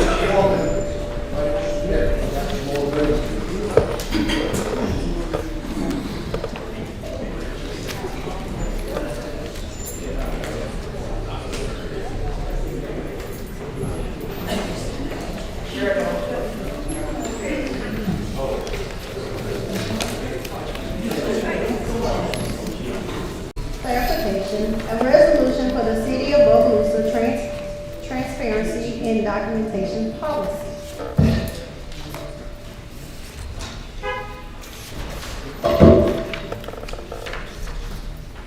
Purpose and findings. The City of Bogalusa recognizes the importance of transparency and accessibility of government actions to its residents. This ordinance is enacted to establish clear guidance for the timely posting and delivery of resolutions, ordinance, and city council updates, ensuring that all relevant information is available to the public and the mayor's office in a consistent and transparent manner. This ordinance does not affect current practices, only adds requirements to increase communication between the city government and taxpayers. Posted on the city website, the city council secretary is hereby mandated to post all resolutions, ordinance, and city council updates to the official city website within 3 business days of the passage of this bill. And it reads so forth: to hand deliver a copy to the mayor's office, accessibility and transportation. The city council secretary shall ensure that all documents posted on the website and delivered to the mayor's office are in a format that is easy, accessible, and reliable to the public. Ready to the public. Implementation: the public records custodian shall be responsible for oversight and reporting on whether the provisions of the resolution have been met. And this resolution shall take effect effectively after it is adopted. We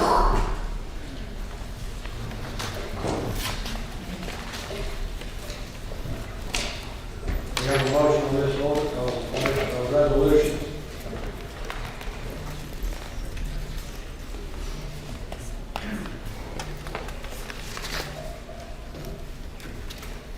There is no motion. I would like the motion. Moving on. The next is an ordinance of introduction to be introduced to you by Councilman Irvin.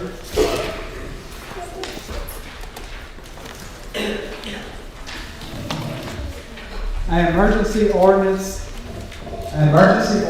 authorizing the mayor to enter into an emergency contract with Clean Cut Waterworks LLC for a 6-inch collapsed water main. This was, definitely something that needed to be done. And, What else are they close to like? something that definitely needed to be done. This is down around the Columbia Street area. Columbia Street, the one that y'all worked on for days and days and days. Correct. Yeah, y'all were trying to put a valve in it. Okay. That, I believe this will be up for the next council meeting, that January the 2nd, we voted on. Yeah, it was a 6-inch water main, and, it was, Mr. Mayor. Can I see you in that, sir, sidebar? Just ask you a question. Nothing, everybody needs to.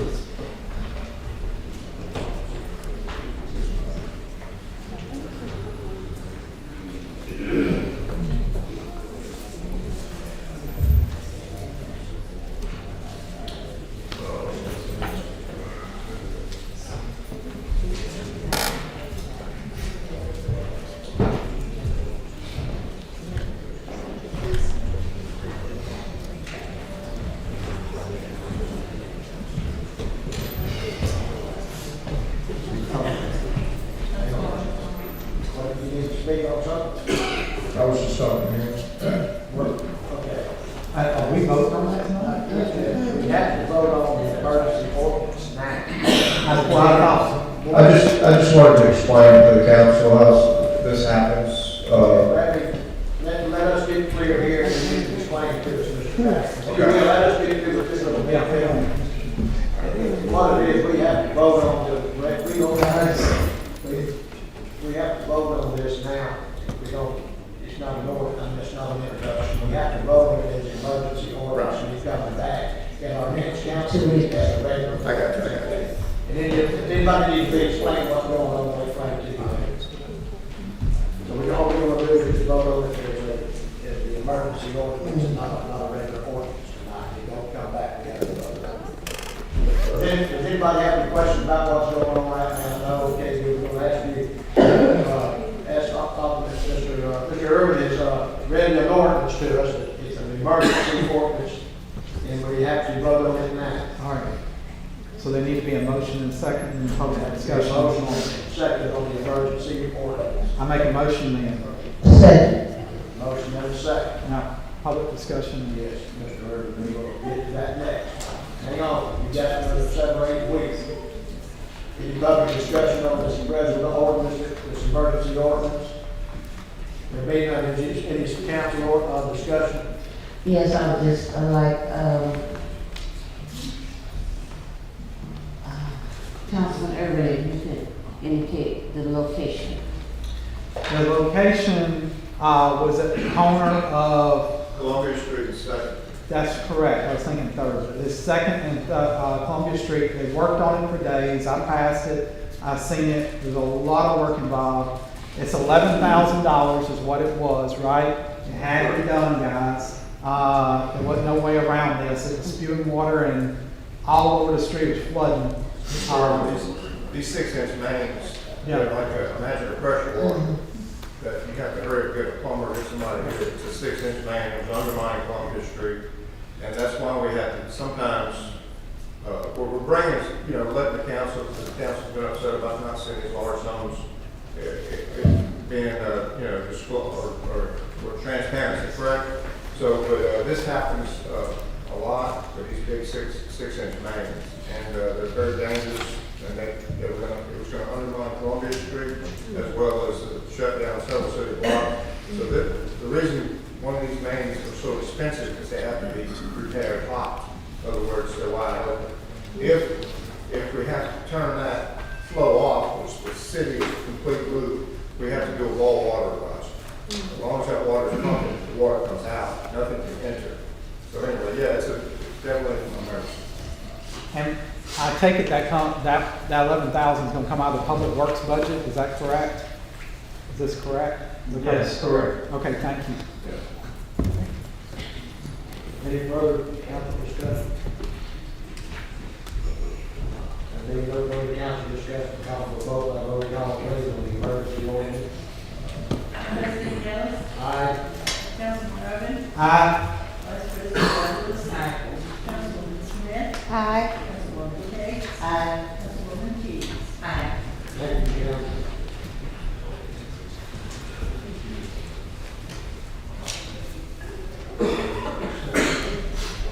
Next ordinance to be introduced to you, introduced by Councilwoman Cates. An ordinance authorizing the mayor of the city of Bogalusa to enter into a lease agreement with Washington Parish Council on Aging. This will be discussed at our next council meeting. The location is on Austin and Verdon Street for the old building, old library building that belongs to Council on Aging. And we'll discuss it at our next meeting. Next ordinance we have will be introduced to you by Councilwoman Cates. An ordinance to repeal an amendment by Mayor Strong to the council agenda on, as it relates to the introduction to the city of Bogalusa water bill ordinance to otherwise provide within respect thereto. And this will be discussed at our next council meeting, and what it actually involved. There was a water bill ordinance that was introduced. It was an amendment, and with that vote, there was one nay. And according to the legislative auditors, open meeting laws, we have to have a unanimous vote. So in the same term, the water bill will be introduced, and that will be my next introduction. At the same term, it says an ordinance for the city of Bogalusa customer water bill payment plan, and that will be discussed as well at the next council meeting on the water bill plan for our citizens. It's a need of the finance person. Our finance person did introduce, he did put in place a water bill plan. However, the legislative auditors at that time did not deem a water bill plan, but we're gonna get one in place hopefully at our next council meeting. The next ordinance being introduced to us is being introduced to us by Council Vice President Douglas.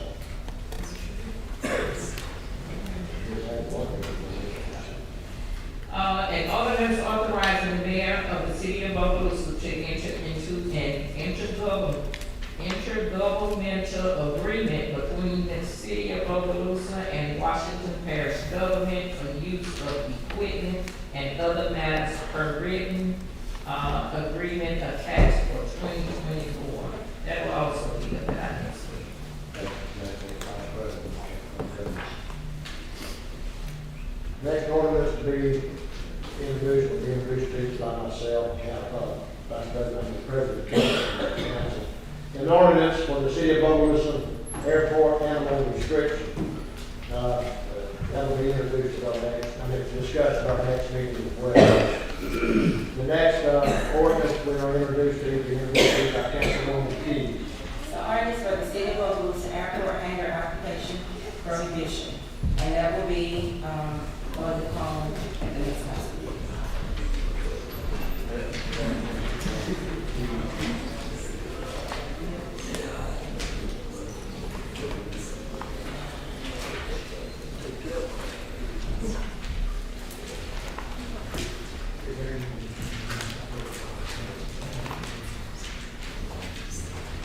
Next, we have an ordinance introduced to you by Councilwoman Smith. An ordinance amending section 2183 zoning code, setting a minimum square footage of requirement of all residential homes within the city of Bogalusa. And we will introduce this and bring it back to our, bring it back to our next council meeting.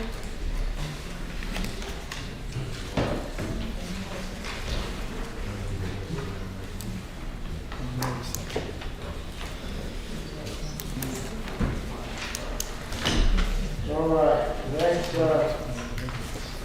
ordinance, the adoption of ordinance.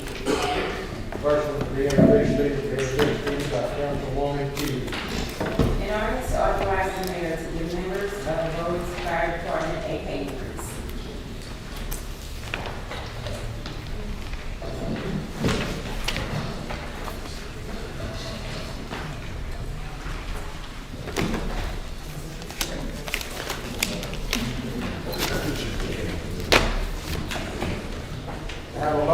Yes, audience, respond to 303 Wells Drive for unresponsive.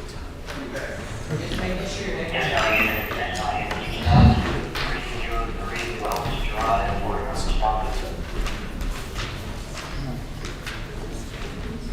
Yeah, the ordinance, everybody, ordinance key. I make a motion.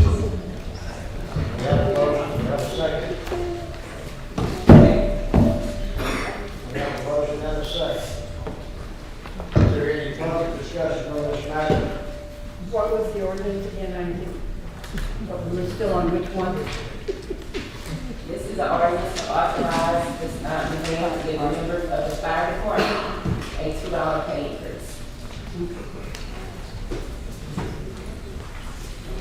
I do.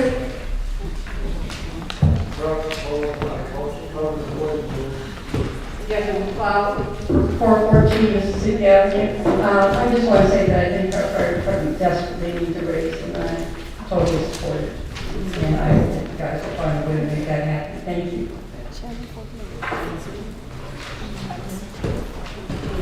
All right.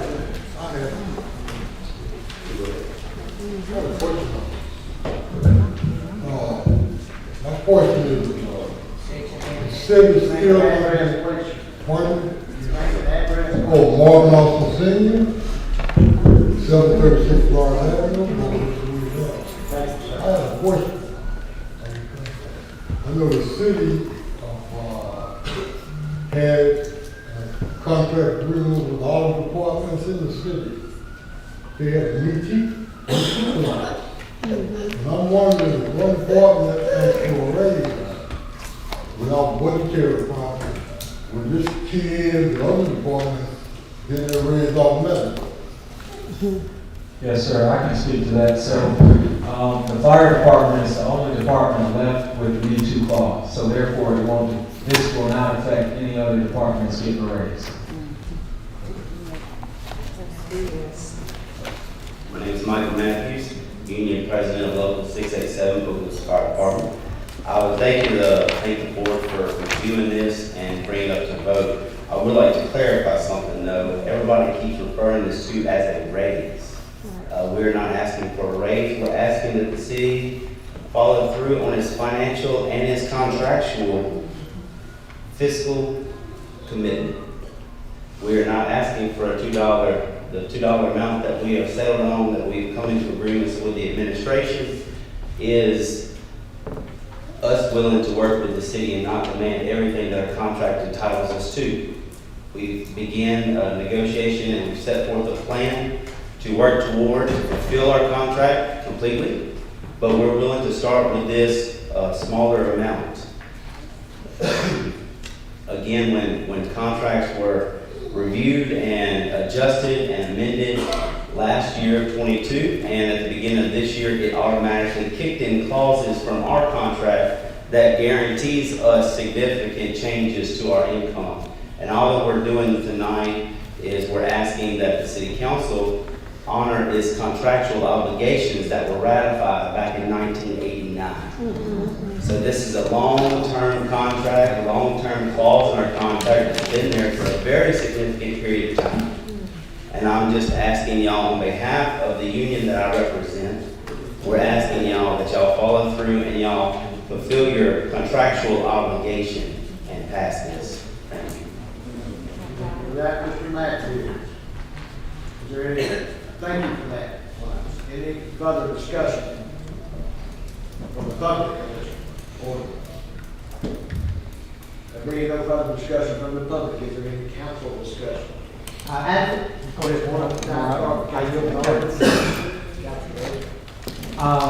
do have a question on how, I notice it says in the ordinance it takes effect January 1st, 2024.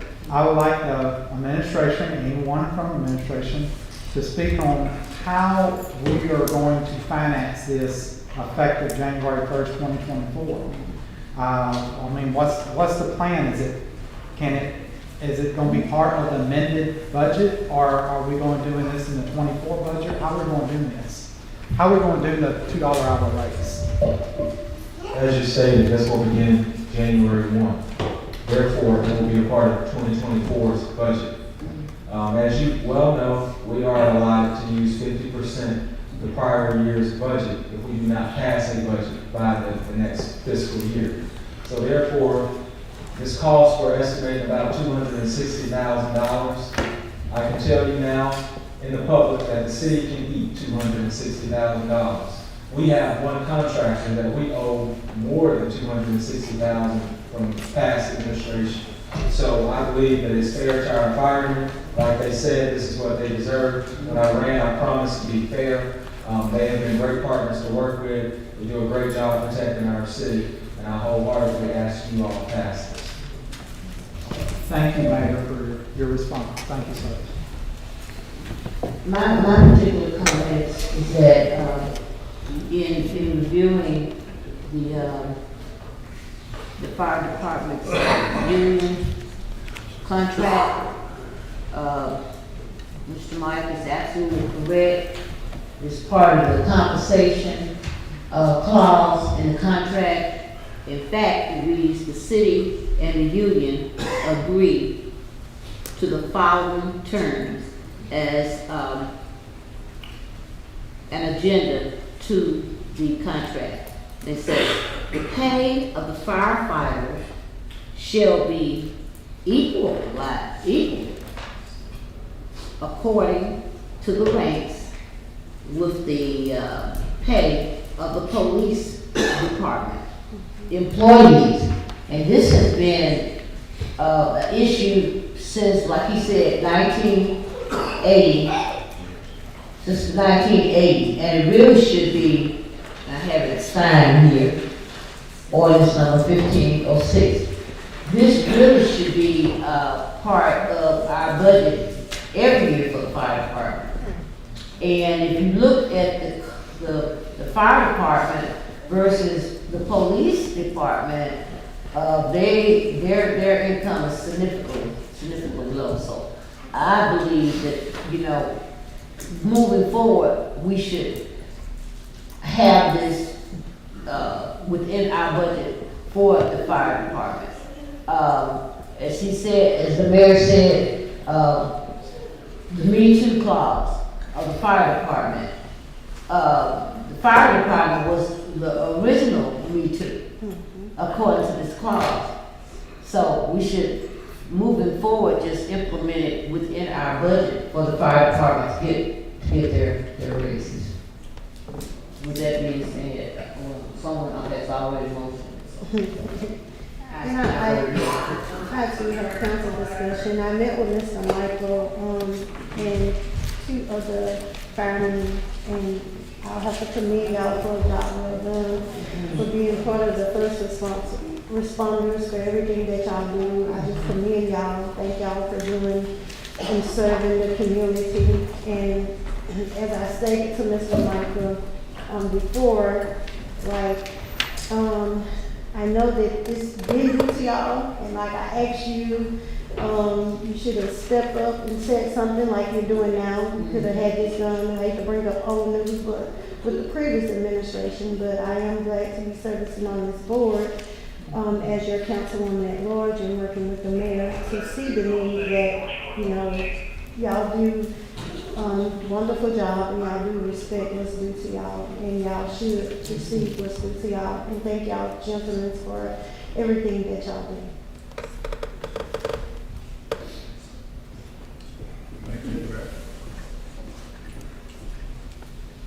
Any further council discussion over that?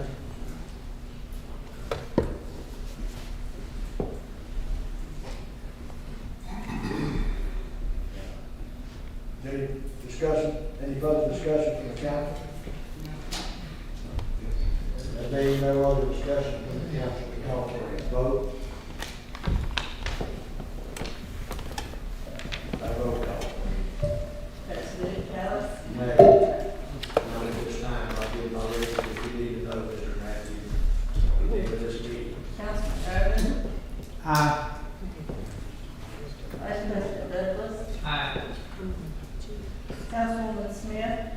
Aye. Councilwoman Bates? Aye. Councilwoman Keys? Aye. Thank you.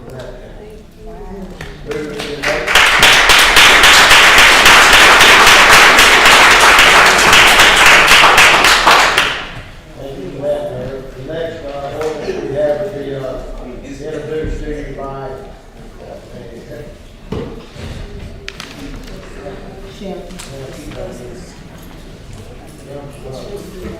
It's an ordinance authorizing the mayor, city of Bogalusa, to enter into a card processing merchant agreement with World Fuel Services in card processing. This ordinance would be for an agreement for the mayor to enter into an agreement with World Fuel Services, as I stated, in time with the merchant of the accepted subject credit debit card transaction to receive payment on the terms and conditions set forth herein at the merchant locations listed in the Schedule 1 card processing services for the credit and debit cards listed in Schedule 2, hereinafter collectively referred to as cards. In each individually card, your signature below constitutes acceptance of the terms and conditions of the agreement. This has to do with the card processing services out of the George Carr Memorial Airport. I understand that card reader will fit, ready to go. Yeah, so basically what this does is allow us to install the card reader. The card reader was previously purchased with grant funding that the airport received. This just allows us to go ahead and get into the actual programming with the company so that they can provide the service. This will make the taunts self-service. So a pilot can fly in, swipe their card, and get back out, versus previously you had to wait for a physical attendant to come out and pump your fuel. Thank you for that.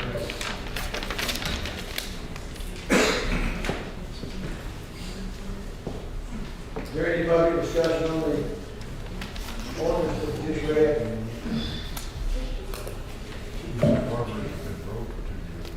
Did we do it? Excuse me? Somebody have a discussion out there? I mean,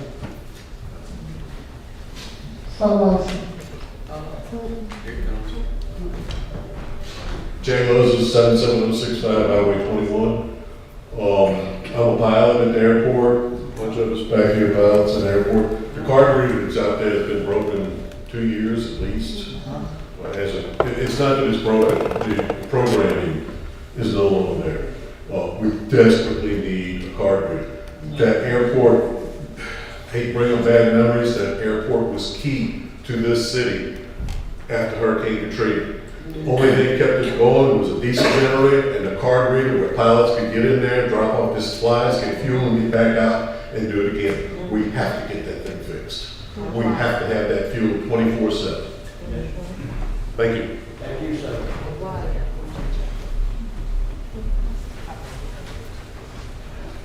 I have a question. Just a minute. More than all. All right. Somebody was behind. Mr. Grantham, come forward, sir. Thank you, Barb. Okay, I'm Harley Grantham, Highway 41, Bush, and I've been at the airport now, say 40 years. What we're debating on here is the city buying fuel to service the airplanes, which I kind of agree with it, but do you know what you're getting into? You know, this is a very regulated institute of aviation. You have to be highly licensed in everything you do. The liability of the city getting the fuel out there. First of all, it would take about $75,000 to fill the empty tanks, which I did for many years. The insurance and the qualification of a person to fuel an airplane. And there's several grades of fuel. You've got to know the airplane, know the fuel. You have to be there almost 24 hours a day. And the fuel that you're talking about, World Fueling, which I dealt with for many, many years, they won't cash for their fuel. Now, I hear you talking about budgets here. Now, the fuel doesn't move that fast. There's not all that many airplanes coming in. but it is enough to get by, if you can get by the first roughly $75,000. So I would like to see the city do it, but the reason I did it was because the city didn't have anybody qualified to do it. And I scraped up enough money to get it started. There's a lot of evacuation, lost from different things. So I don't, we desperately need fuel out there. We had an FBO out there that this administration fired, just walked out there and fired this man, one of the most qualified people that you could find in the aviation community. Now, he was putting fuel in the system. He had his money invested in there. And he gave the manager a warning, something like 3 months in advance, 2 months in advance, maybe a little off on that. Says the card reader's been broke.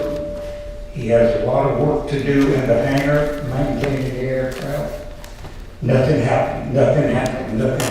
He told the manager, said, when the fuel is empty, I will not put any more until you fix the card reader. Which is, like Jay said, it's a new system they put in now, and you have to have the money to buy that little card reader. So the time came, we ran out of fuel, and so I guess in retrospect, he fired the FBO, which after being there 40 years, we looked, my son and I, David, we looked for several years to find somebody to place in Bogalusa Airport that would upkeep and do the work that we were doing and keep advancing the airport. And we found this one fellow that agreed to do it and come in there and was doing real good with everything except the card reader.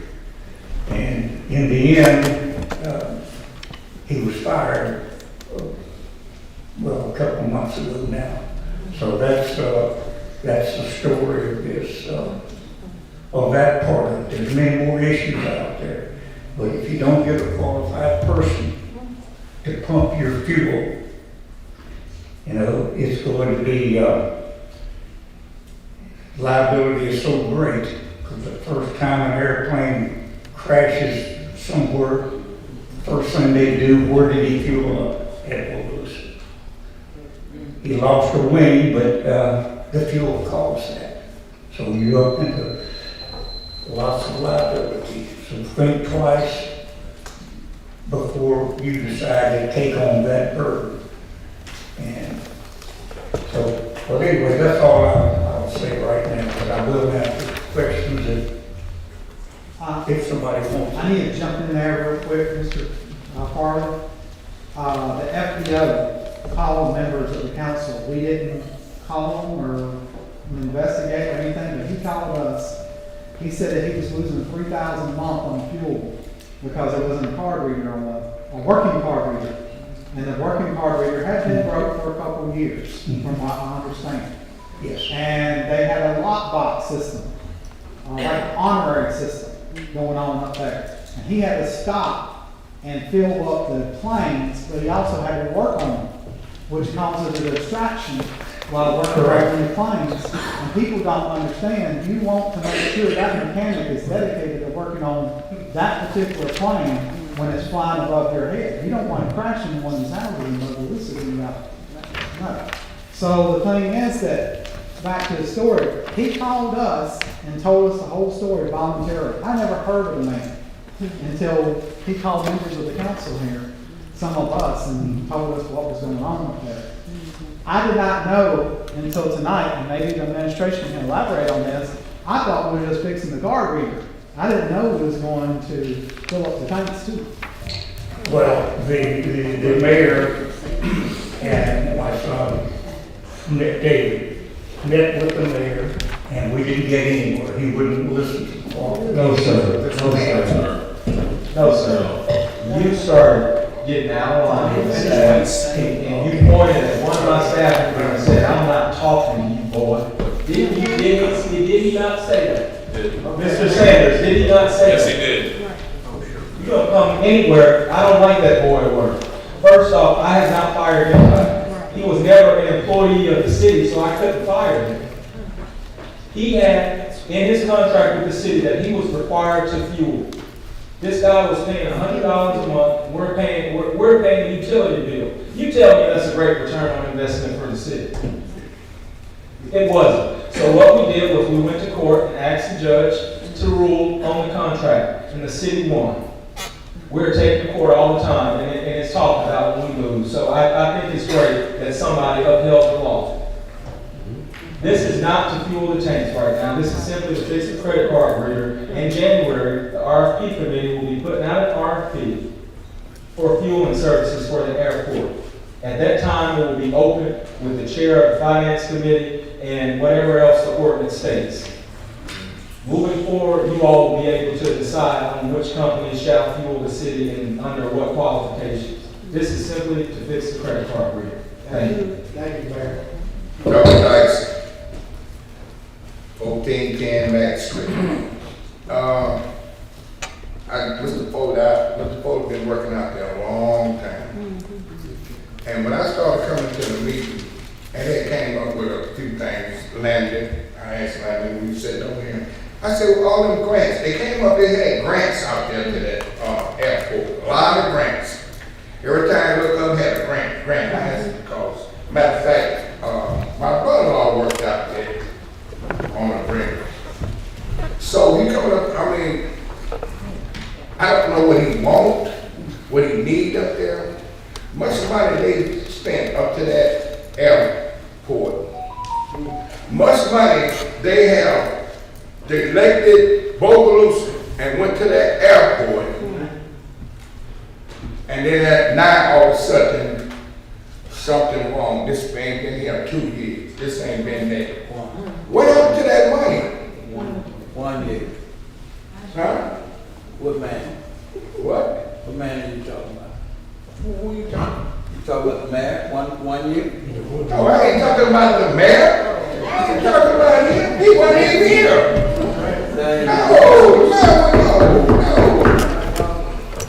No, the mayor, I'm glad. Right, okay, you right. Okay. The previous mayor, they've been doing a lot. The Lander and all them had been working at that. The mayor wasn't here, you know, he probably in high school when he was going on that. But anyway, it's a lot of grants. Like I said, my brother worked up, and there's a lot of money had went up to the airport.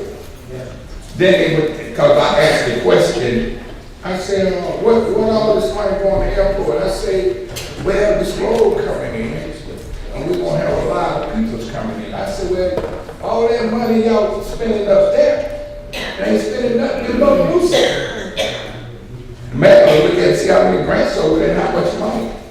The man need to check out something, see what all this about. And now all of a sudden, and then if a man was paying $75,000, whatever, for food, what percentage he was getting off of that? Because all pumping gas, I think it's 2% on each gallon or something. 3% on that. So whoever, he was making money too. See, he was making money. And now if you making money and you got something running, you should have that fixed on, worked on. You know, that's all I got to say on that one. Name is Mark Austin, I was at 736 Project, and what was the reason? Seems like we make 10 years forward and 20 years back. I'm sorry to hear the situation between the administration and Mr. Grant. I can remember this over 30 years ago. We can't blame him there. He wasn't involved. Over 30 years ago, I remember Mr. Grant was coming here. We had an airport commission board. People that I just thought should never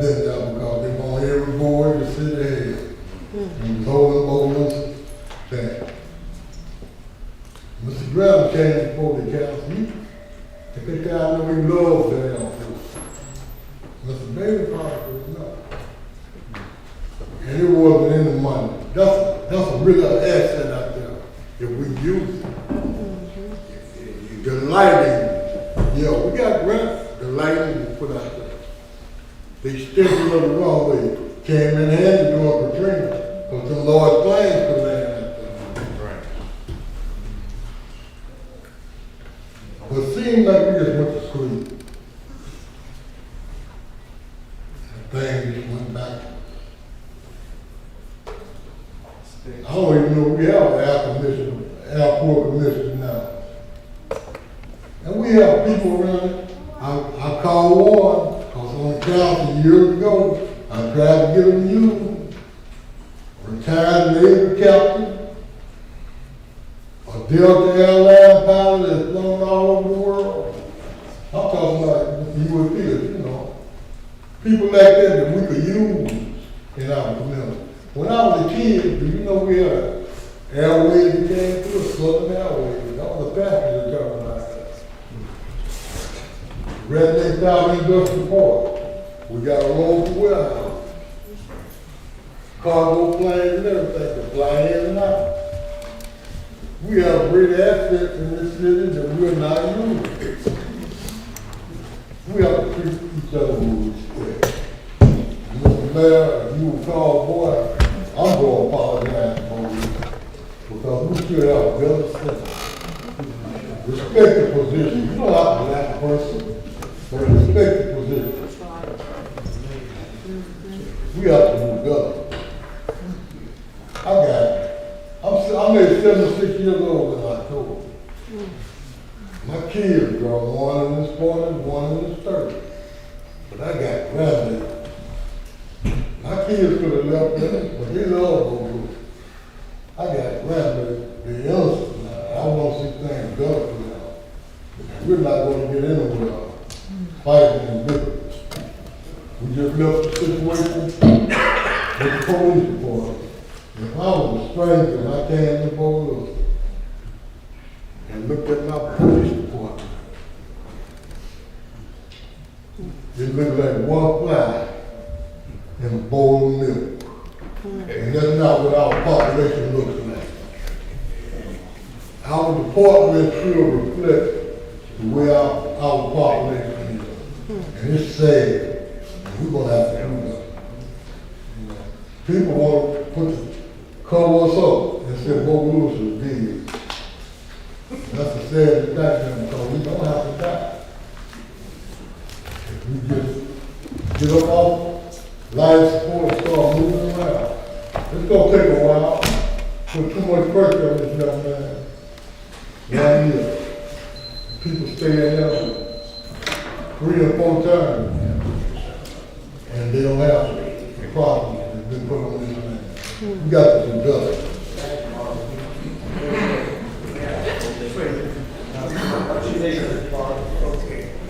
I'll give you 2 minutes. Okay, I wasn't really directing this. I'm trying to save the cities some agony from experience. And it takes so much experience and knowledge to do with that. And we got one shot at everything we do.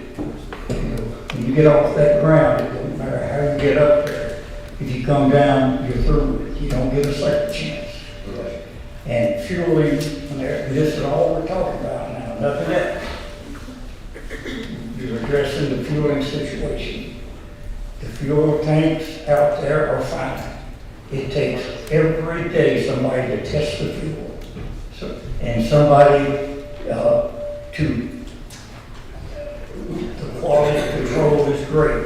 You have to form on. Somebody has to be there in case somebody don't have a card to put in fuel.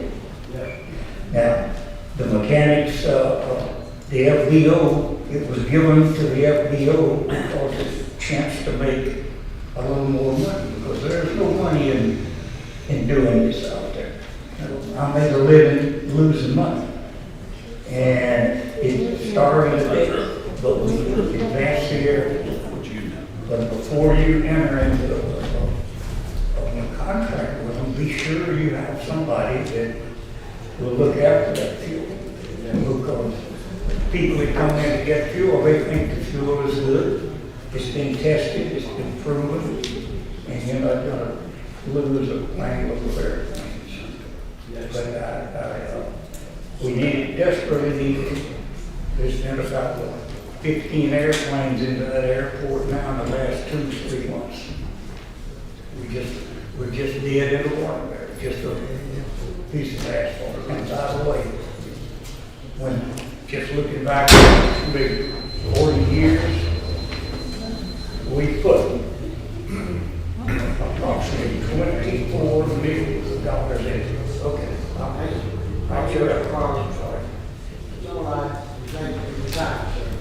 Good afternoon, you know me, I'm Emma Dixon, and I've been hired by the mayor to address the issues facing us, whether it's water, sewer, or the airport. And actually, I got to meet Mr. Grantham this week, and also Pat, I'm going to call him Pat, Mr. Donahue, and his wife, who are pilots. Particularly, one of the grants that we're working on for the airport is for all of the things that we need. And it's an initiative from Landry through the Department of Transportation. We are working and have technical assistance from LIDA, which is the Louisiana, help me with that. Not a corporation. Yes, they are providing technical assistance for the city to address those issues, particularly the airport. In addition, we're receiving technical assistance through USDOT for the Thriving Communities program. That's going to assist us as well with funding for the airport. And we have a partnership now with SLU, who's going to assist us with technical assistance. So I'm really excited about all of this. I'm hearing all this negativity. But in addition, one positive thing for our airport, we celebrated the 14th annual Reefs Across America at the airport. There are pictures online if you haven't seen it. And we are excited because we will be sharing those photographs of our beautiful airport. And I said when I went to meet with Mr. John there, it's such an asset to this community. And I've traveled to many airports, New York, Washington, Hawaii, whatever. I was so surprised to see that asset in my little small hometown of Bogalusa. So with our grant writing efforts, and I want to thank the mayor and Mr. Perry, who's directing me on a lot of the USDOT, told me not to mention programs, but I think it's a great future for our city, and I'm looking forward to working on, what's it called, this civil air. Civil Air Patrol. We just announced that at our event Saturday, and we will be working with some of the pilots who have agreed to work with us to teach our kids about the opportunity to fly and what that means to our community, what it means to their future, and I'm excited about that, and I hope that we will go forward with doing some positive things, not only at our airport, but with water and sewer and some of the other concerns that we have. I just wanted to share that because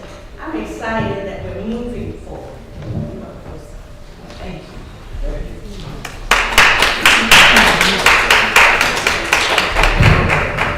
Justice Smith, 10th County, West 10th Street, Bogalusa. I'm also a pilot, and I think what our mayor is doing is spot on. Part of our problem that we've had in the past is a vacuum of knowledge. And I think up until now, Mr. Grantham, not to disrespect him, because apparently he had the runway ready for this last hurricane or this last emergency, but a vacuum of knowledge like we've had in the past is not good. And furthermore, the thing that the mayor talked about in January, the FAA has all kind of regulations regulations and checklists and inspections, and you're not gonna be able to pump fuel, so don't be afraid of the technicalities of it. There are a lot of technicalities, but there's also a lot of oversight involved. If we let that kind of information get out and not just be confined to 2 or 3 persons.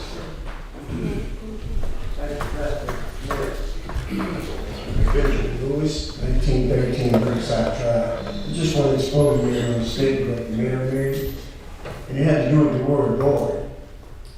When, Mr. Lewis? Yes. Sir? Go down. We don't want to discuss that right now. You don't? No, It needs so to we're be said. discussing this You start said- matter. Okay, I'll have a seat. I'll have a seat. In just a few minutes, sir, after this is over with, if you want to speak on that matter. Yes, sir, I will speak Okay. on it. Thank you. Page for 1931 Dewey Place. Since we're talking about the airport, since I've been coming here,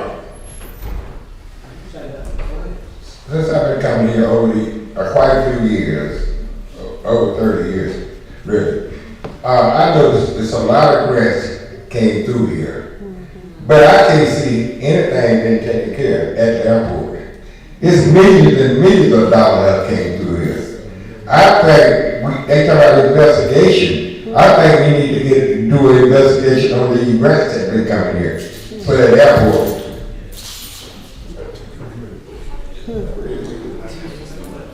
I second that. All right, council discussion. Yeah. Ready for council discussion on this resolution, or on this ordinance? The only council discussion that I have is that, I believe we do need a way to monitor our gas. And if it's through the, card readers, you know, we should go ahead and initiate those. I know there's other issues that were brought up. We will address those other issues as far as, the distribution of gas and what have you, but I believe that it's a good thing, it's a start. That card reader's been broken for a couple of years. It needs to be repaired so we can monitor the gas that's going out. And when, RFP for, pertaining to the gas comes up, I would like to be involved in that. I'm not sure if I want to be on the RFP committee next year, but I would like to see that through. And then there was another statement on, well, I'll talk about it later. I'll talk about it in my other comments. But yeah, that's a need. That's really a need. You know, I feel, that's just me.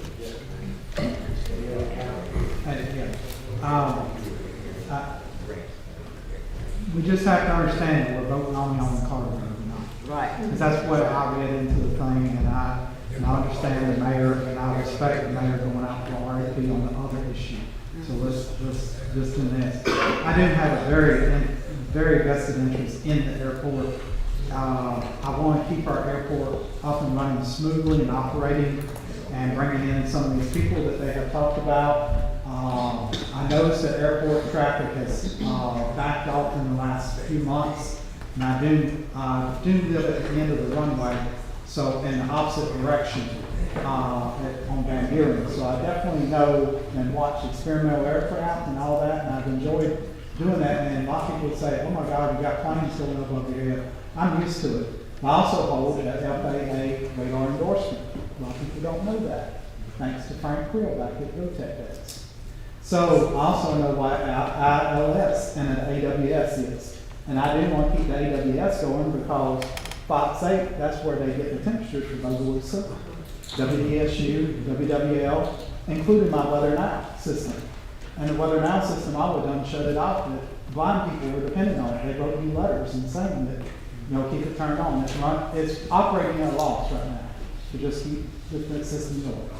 But the thing is that, back to the story, we need to take care of our airport. We need to get this credit card reader rolling. I've done her hours and hours in talking about the credit card reader. So council, do consider that tonight. Thank you. I also had the privilege to go out recently and tour the airport. It's very important that we get the court reader for checks and balances. And I don't want nobody to leave here thinking that their money invested, that they were just investing because they were able to get a cut of the share of the money too. Also, when I went out, I didn't introduce myself as I planned on doing it because I was approached too very rudely. And we do have persons flying in. The last person flew right from Tickford, and that kind of was like, wow, I didn't know they would fly over here. But we do gotta have people that are mending or visiting the airport that have a better attitude, not negativity, being very hurtful. I did have my son with me and some kids, you know, so that they could see the airport. A big change come from people who recently, and I won't state the name, had their family pictures posted in the airport. All that has been taken down, and it's very nice and professionally. But it's very hurtful to know in 2023 that someone will, when you walk into a facility, be treated with disrespect. And it was also brought to my attention when we came off the runway, came back in, that a piece of napkin was left on the table with white privilege. So that's very disheartening. I did call the mayor to let him know about, you know, my experience, and I didn't let the gentleman know that I was a councilwoman coming there to take a visit of the airport. But, you know, just on a disrespectful level, we do have to treat others with respect and try to do what's right, because the object of the airport and the goal is to get people to fly in, come visit, make investments, and etc. I won't go into much detail, but some of the things that I saw was disheartening at the airport.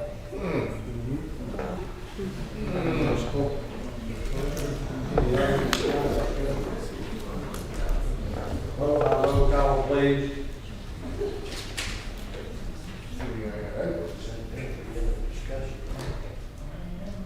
Motion.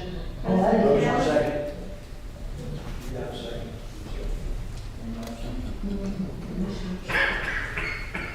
I second.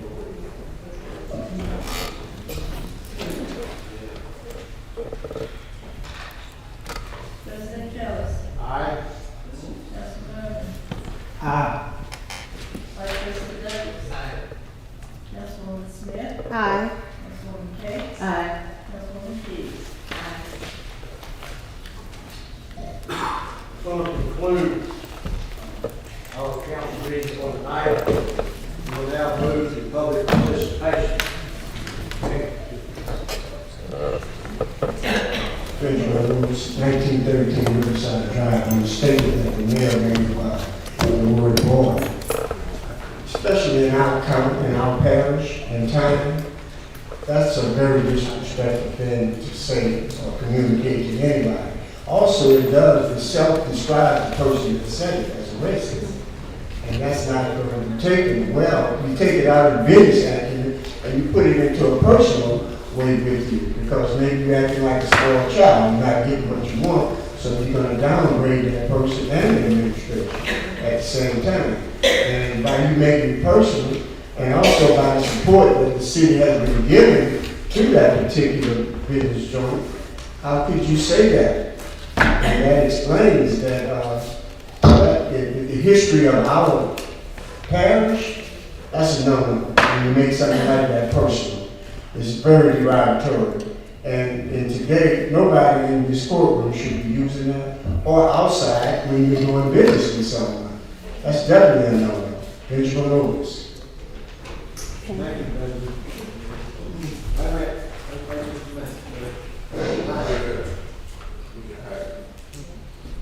Going by this list, go ahead. Come on. You up here, come on, bring it to us. Yeah. Man, you know, it's really sad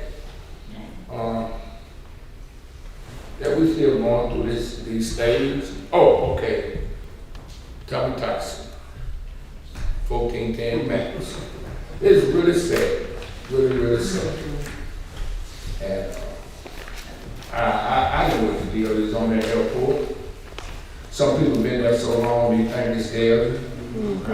Some people, I understand why he come up there. He like you said, privilege, white privilege. I mean, that's the way he feel, and he feel like, oh, that's a cool, you know, and that's wrong. You know, I worked out there, and like I said before, my brother was an engineer, and he contracted out there, and I know how they handle it and what they do, and that's why I kept asking about the grants. Go right back to them. We had grants out there, and a lot of times go in fixed, like I said, in their pocket. But anyway, this is what I want to piggyback on. This is what I really want to piggyback on. Y'all, the mayor was saying getting a committee. He wanted a committee to oversee. He ain't saying get rid of no police. He ain't saying fire no. He said he wanted a committee. To me, I don't think the mayor should be on the committee. I think it's just the people should be on the committee. We get some smart people, get up there and get on the committee and go to the council. And then once they go to council, then the mayor and the council get together and work it out. You know, and then he's not saying get rid of it. I mean, oh, they trying to give him police. I don't think that's what he's saying. Man, is that what you saying? I have stated that everything is on the table. That has been discussed in the past. I did not leave with that stated, let's abolish BPD. I stated that everything is on the table. Right. From budget cuts to the whole 9 yards, up into what you just stated. Right. Okay. I mean, people get together and then y'all, you know, just throw it on, y'all just gonna table it. I don't know why, but y'all councilmen, that's what y'all do. All right. Mark Dawson, 736 Montgomery, Bogalusa. Mr. Mayor, you are the chief administrative officer of this city. I don't know if we still have an active airport commission out there.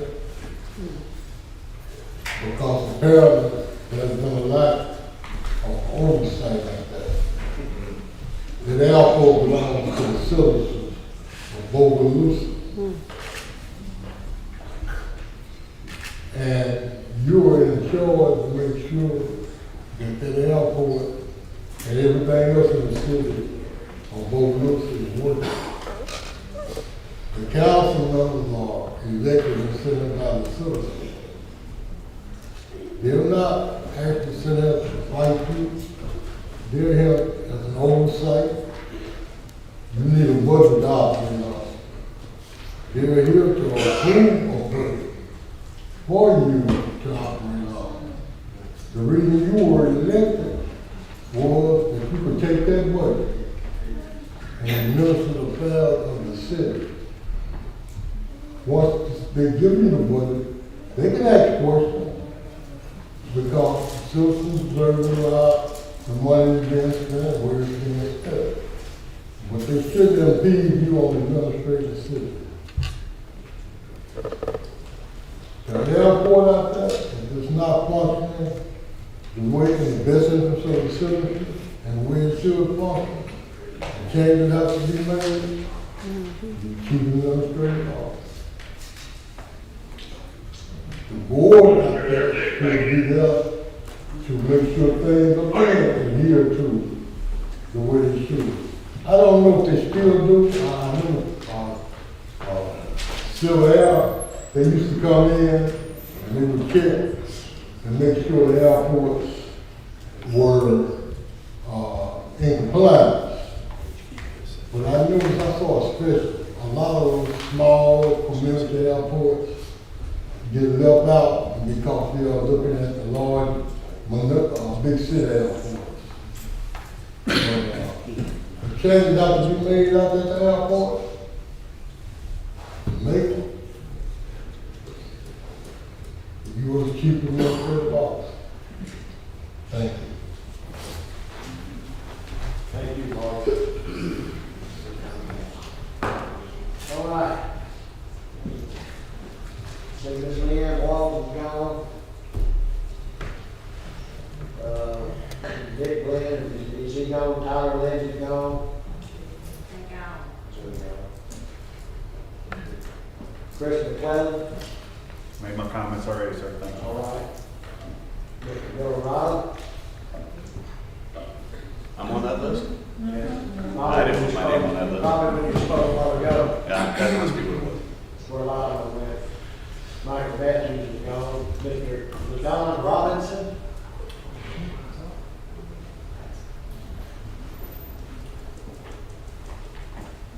Taylor Williams? Mike Matthews covered what I'd say. You?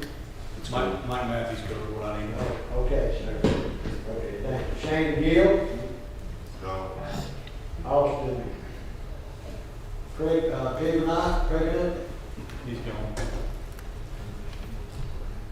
Debbie McLeod?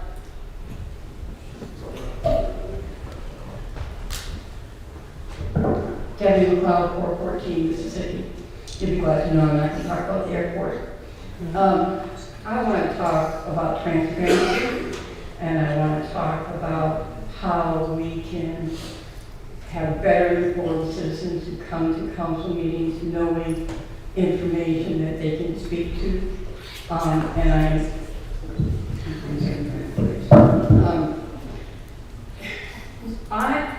do not understand what you all think when you refuse to vote on a motion and make no comment. I think that's cowardly.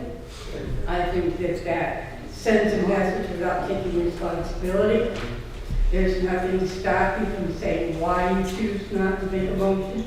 It looks like there's some kind of agreement amongst the council people, which is against the open meeting laws and the sunshine laws. You know, are you guys agreeing beforehand? Because it sure does look like you are when you get to a council meeting and decide not to vote on a motion. How did you all do that without talking to each other? Okay? How do you do that? How do you have a secret look that you give each other where we're not going to make a motion? You know, it's really bizarre that you can do that without any talking at all. But what really bothered me is that this one was about transparency. So we have a city council making some decision in advance that they're not going to vote on something, and that particular topic is transparency, where we ought to be talking about why we're voting the way we do. And I would love to hear from you all why you voted against giving the people information on the website. What could possibly go wrong with giving people information? That's it. I'm absolutely baffled and amazed that this is the one thing out of the entire night that you guys decided was not worth doing. It's amazing. I'm done.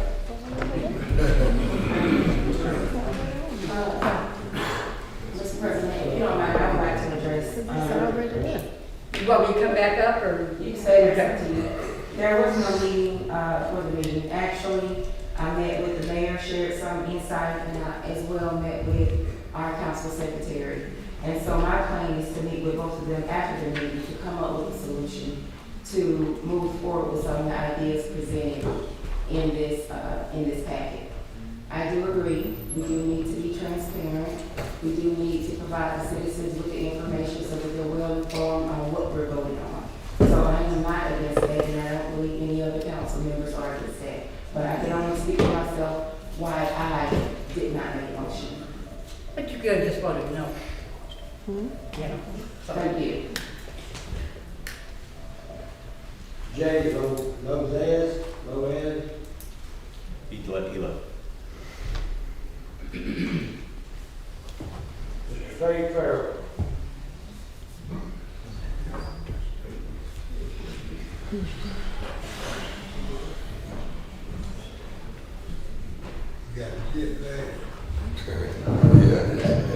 Faith Fair, 1931 Dewey Place. I'd like to newspaper person in the building tonight? Which one are you? The Daily News. Well, with the mayor permission, I would like to ask you, could you print in the paper for all the citizens of Bogalusa to take their garbage can in after their garbage trucks run?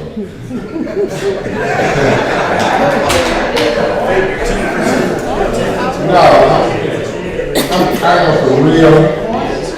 I looked at some of my neighbors, but I left here Thursday last week, going to Atlanta, and I got back by an hour before I came to this meeting night. And the garbage truck ran Thursday, and he's still out there in the street. That's a disgrace. 3 garbage cans laying all over here, 2 laying all over. Man, I don't like that. Please, print that in there, please. And when you print it, put it in color, please. It is an ordinance. That's an ordinance. It's an ordinance. It is an ordinance. Well, get on it. That ordinance, it's already on the books. I know that. That's why I keep bringing it up. And it has to be enforced. Let's go in action. It has to be enforced. It's very clear too. And then Mr. Fay, I like to say, next time you see that, be sure to call, our code enforcer for that particular address, so they can go out and start writing some tickets. He don't want to do that? The code enforcer does it, they enforce, Police can't do it? yes. We need all the help we can get. Can the police enforce that as well, or I think in the ordinance it just say code. We need all the help we can get, please.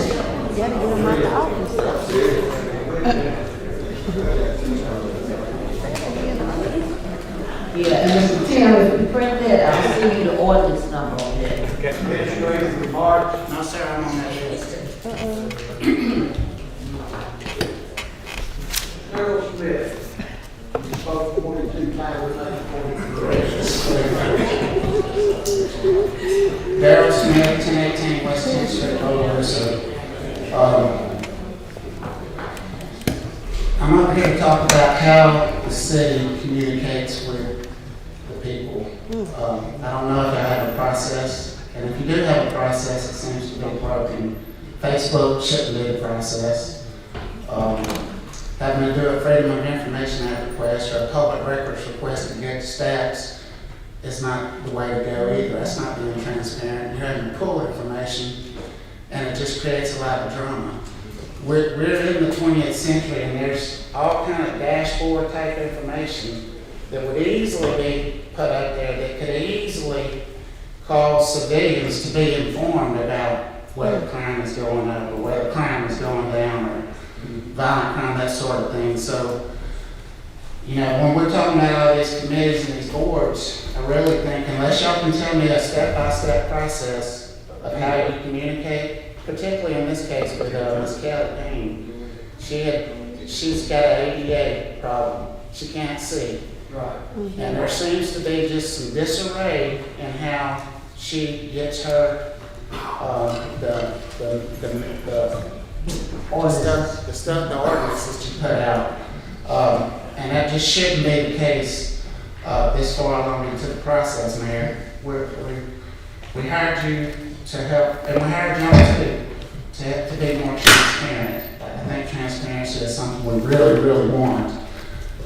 So think about, please, council and mayor, the way we communicate with our city, and think about how you can implement current technology on how we can do that. The newspaper is pathetic. That's not a way to communicate with people. Most of the people don't get the newspaper. So how do we communicate? Think about that. I don't know the answer, but I know there's better ways to do it than what we're doing and have a step-by-step process. Mr. Smith, I'd like to interject on the. Stop my clock. Stop my clock. Okay. I'm going to transition to the board thing regarding the police department or any department for that matter. DPW, admin, fire department. The mayor my opinion, is allowing civilians, the city to be involved. And he's also doing a self-assessment, and he's involving people, and that's what we want. We want that. I'm as Republican as they come. Some people think I'm a Democrat, but I am from the police, keep the police, but I think we need to work smarter in the way that we're doing it. I don't think we've had a top-down review of how we do our processes here in the city, so I think the committee stuff, or board, or whatever you want to call it, is the way to go. When you bring this up next week, I would also ask that you consider having a civil service person on this board, because I can imagine that there's going to be a lot of stuff coming up about the rules of civil service, and we're probably going to get told by the people who have vested interest that you can't do this, you can't do this. So we're really going to have an independent civil service person that would be on that board too. And while I'm talking about board, the qualifications for that civilian really needs to be unbiased. I'm throwing my name in the hat. I'm post-qualified, 30 years of experience in the military, including helping create the procedures and processes that TSA uses today. Working alongside state police in the Mardi Gras. I have an MBA, I have a degree in accounting, and I'm very skeptical of government. And I think that's the kind of person that our population would want on this board. So not afraid to say, this is the way we go, this is the way we've always done it. Here's new ways to do it to improve the process. So somebody who's unbiased, doesn't have a kid on the force, that's very biased. That person's going to be very biased. So think about who you nominate and who you approve. And I thank you for your time. Thank you, Mr. Smith. Administrator Mark. Yes, I'll be brief tonight. I just want to start by addressing Ms. McLeod's concerns. All this resolution did was mandate that our resolutions and ordinances are posted on the city website. A lot of times citizens complain because they only get the agenda. Normally that's just 2 pages. So if you're looking at the agenda and it's saying ordinance authorizing the mayor to do this, you don't know what it's specifically authorizing because you don't have an actual ordinance. So that's all this resolution did, was mandate that we post it on the website so that citizens can be informed, so that we can save paper, because that's been the main topic. Well, we would have to print so much and it costs a lot. It doesn't cost that much to upload a link. Also, hand delivery to the mayor's office. This is just to ensure that most of our contracts are signed, because what we're finding out, when the state is asking us for a contract, it's not fully signed by both parties. So if you take that to court, a judge is going to laugh you out of his courtroom because it's not enforceable. These are things to help our city. It's to fix some errors that we come across since we took office. I'm not blaming anybody. I just want us to be better. And I want to commend the council tonight because I think that we had a healthy debate. You know, I think we can all agree that 6 months ago this would have ended way different. Yeah. But you can disagree without being disagreeable, and I think that's what we are all working on. We're all human, so thank you, City Council. We have Christmas at City Hall this Friday, December 22nd, from 6 to 8 p.m. I'm asking you all to bring your families out, bring the kids out. We're going to have a toy drive. Make sure that all the kids have a present this Christmas. That's all from me. Thank you all. Anybody else in the administration there? Anybody else in the staff? Got it again? Now we'll move forward.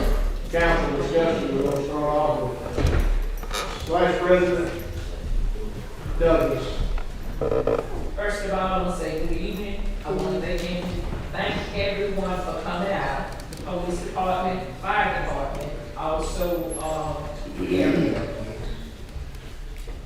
I mean no disrespect, because a lot of the times I sit here and I bother nobody. I do what I have to do. Mr. Smith, do not put that picture on Facebook. I did not give you permission to take a picture. Now, you want to come back to the next meeting, make sure you have your respect for Helen. Because that lady that was in here tonight, you disrespected her. The timer went off, you jumped up. You should not have did that. That's left up to the council president, not Mr. Smith. So when Mr. Smith want to come back to the meeting, he needs to make sure he have his hat of respect on him. He want to get on a committee. If you can't respect people, you don't have none. Now, I don't do Facebook. I'm not going to look for Facebook, but I did not find myself on Facebook because I did not give you permission. I'm not sitting here snapping you to go put you on Facebook to talk about you. We have already been done that. I'm not going to call a name out, but the person know who they were that sit here, took the council's picture, went back and posted it on Facebook. I didn't say it was you. I said I was not calling a name. But I don't like to be disrespected. The golden rule says you treat others as you would have them to treat you. Now, if you want to come in here and you want to disrespect me, hey, I can come out of character and I can go right back at you. I do apologize. Y'all know this is not me. But when it comes down to protecting me, I'm going to protect me. I have children I have to go get. They have school in the morning, and I am dismissing myself. You all have a good night. Good night. Vice President Douglas. Be careful. Thank you for that. Ms. Smith is next. Councilwoman Smith. Thank everybody once again for coming out. This has been a long, extended meeting, but a meeting full of knowledge. Everybody's entitled to their own opinions. Let us be able to grow, learn, and love each other with respect. Just have some factual information from, if you would, maybe the person that you get your insurances from. We do know that some of the insurance companies here in town are canceling their policies due to crime. So we definitely need our police officers. And that's factual, you can check. And kind of lost for words when it comes, I want to make sure I'm saying this right. When we leave the council meetings, typically it's on a Tuesday, I get several phone calls of how the council is being disrespected. It's public records. We make about $7,000 a year, so you know we're not here for the money. We're here to help. We're here to do what's right, to the best of our knowledge, to work with the mayor. And just, you know, the citizens voted us in to do what's right, not to just be pulling rabbits out of a jack box. We have several things going on, as the mayor mentioned this Friday. We have an event going on.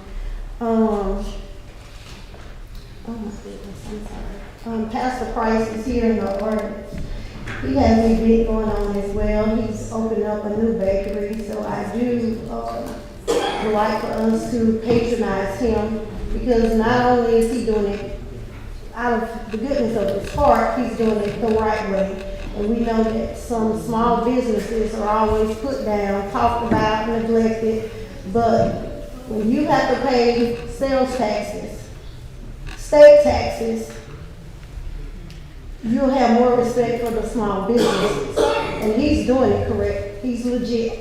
He has his license, his permits, and everything that he needs. So he's not like a shade tree mechanic. He's doing what's right, and that's bringing revenue to our city. And to anyone that may be opening up a business, let's remember that it's the holidays. Let's try to help out as much as we can.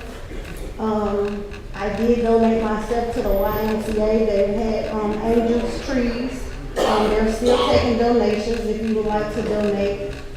To anybody that would like to come this Wednesday for a 9:30 a.m. Counseling on Aging is having their Christmas party. So I would like to invite everyone out, bring a gift, bring something small. You know, it doesn't take a lot to make an elderly person happy, and if you don't bring anything, just show up to support. I want to thank the police officers. I commend them on the job well done. To the fire department, to the EMS workers. Y'all, they have a hard job. You know, they're saving lives. They go through, I don't even have the number in front of me, and I don't want to quote it unaccurately, of the drug overdoses. We have a big problem, not just crime. We have a problem with drugs in this city. And I know that we're not going to be everywhere. Crime is going to happen, drug overdoses are going to happen, but we're not here to put down on people. If you know a friend, a family, anyone you see that may be abusing, using substance, we have Wood Lake here. If they don't want to go to Wood Lake, we have our Lady of the Angels. Y'all can bring them in. We will find help for them. It's heartening. It's so heartbreaking of all, you know, how many young people are using drugs nowadays. So we as citizens, we have to do better to look for our fellow brothers and sisters. You know, we're missionaries here on this earth, and we just have to do what's right. You know, quit turning ahead. You know, a lot of times we want to turn ahead and make like we don't see anything. If you see someone on the side of the road broke down, they're not always out there to rob us. Let's stop and lend a hand. I can honestly say the mayor and I have been communicating more. We have been trying to work together. We don't want the citizens to think that we're not going to work together. We're not going to always agree. It's okay to disagree. I sat on this council before as councilwoman of District B, and I took a lot of slack. I was called a lot of names, Uncle Tom, dating this person and that person. And out of respect, I try to remain respectful as I can. So I can only imagine what all these having to encounter. But we are human. We have feelings. We want to be treated with dignity and respect. I'm going to respect you, and you should respect me. And I thank you all for voting me into this position, because it's just not a position, it's a life change, it's a heartful change, and it's my job to make sure the citizens are knowledgeable of what's going on, try to be comparison as much as I can, compatible to the citizens and the needs that they're needing. So I don't want any citizen to think that we're not voting on something so y'all won't have the information. Call me, I'll call Miss Brenda. She does go above and beyond to make sure that y'all have that information. So once again, I would like to thank everybody for coming out. Happy holidays, and may God continue to bless you all. Councilwoman Keys. I just want to thank everyone for coming out tonight. I'm hopeful that some of the resolutions that we discussed will be resolved for the next meeting by coming together and coming up with strategies that work for the greater good of our citizens. Be sure to keep your fellow brethren in prayer and remember the reason for the season. Councilwoman Kate.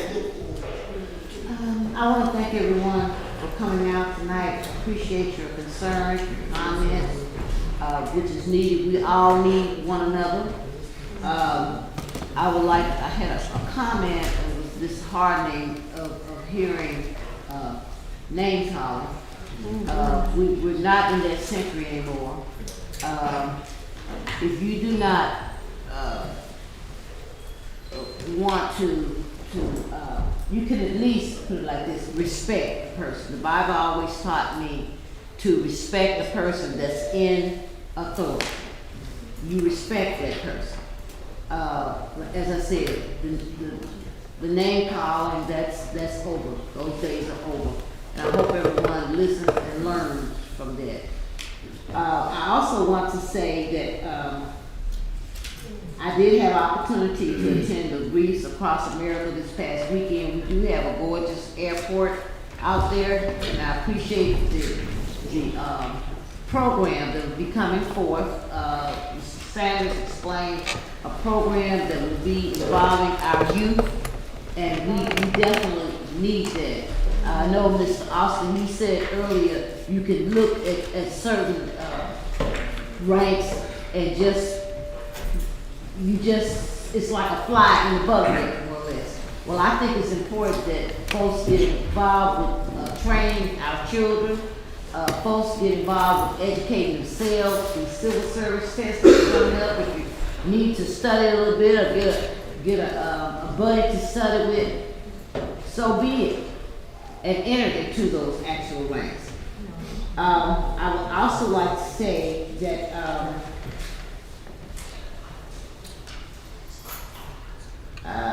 I will be sending that ordinance to Mr.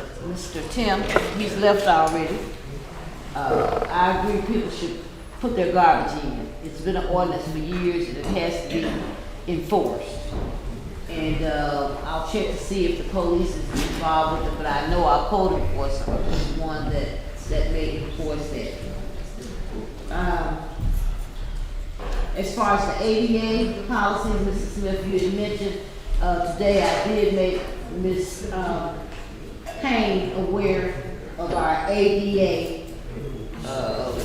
She's an ADA specialist, Ms. Deidre Robinson, and I did give the name for any future requests for American with Disabilities Act. Okay, I'm almost done here. I want to commend what I call our caretakers, which is the police department, fire department, and public works. We cannot move without these departments in place. So I thank you for a job well done, continue well done, and we will have that information worked out for our next council meeting. And I'm hoping that, as I said earlier, that you will have your representative there involved in this transition. As far as being transparent, with that particular resolution on being transparent, there was a lot of information in there that involved our council secretary. And hopefully we can get that worked out. I mean, it's a lot of information.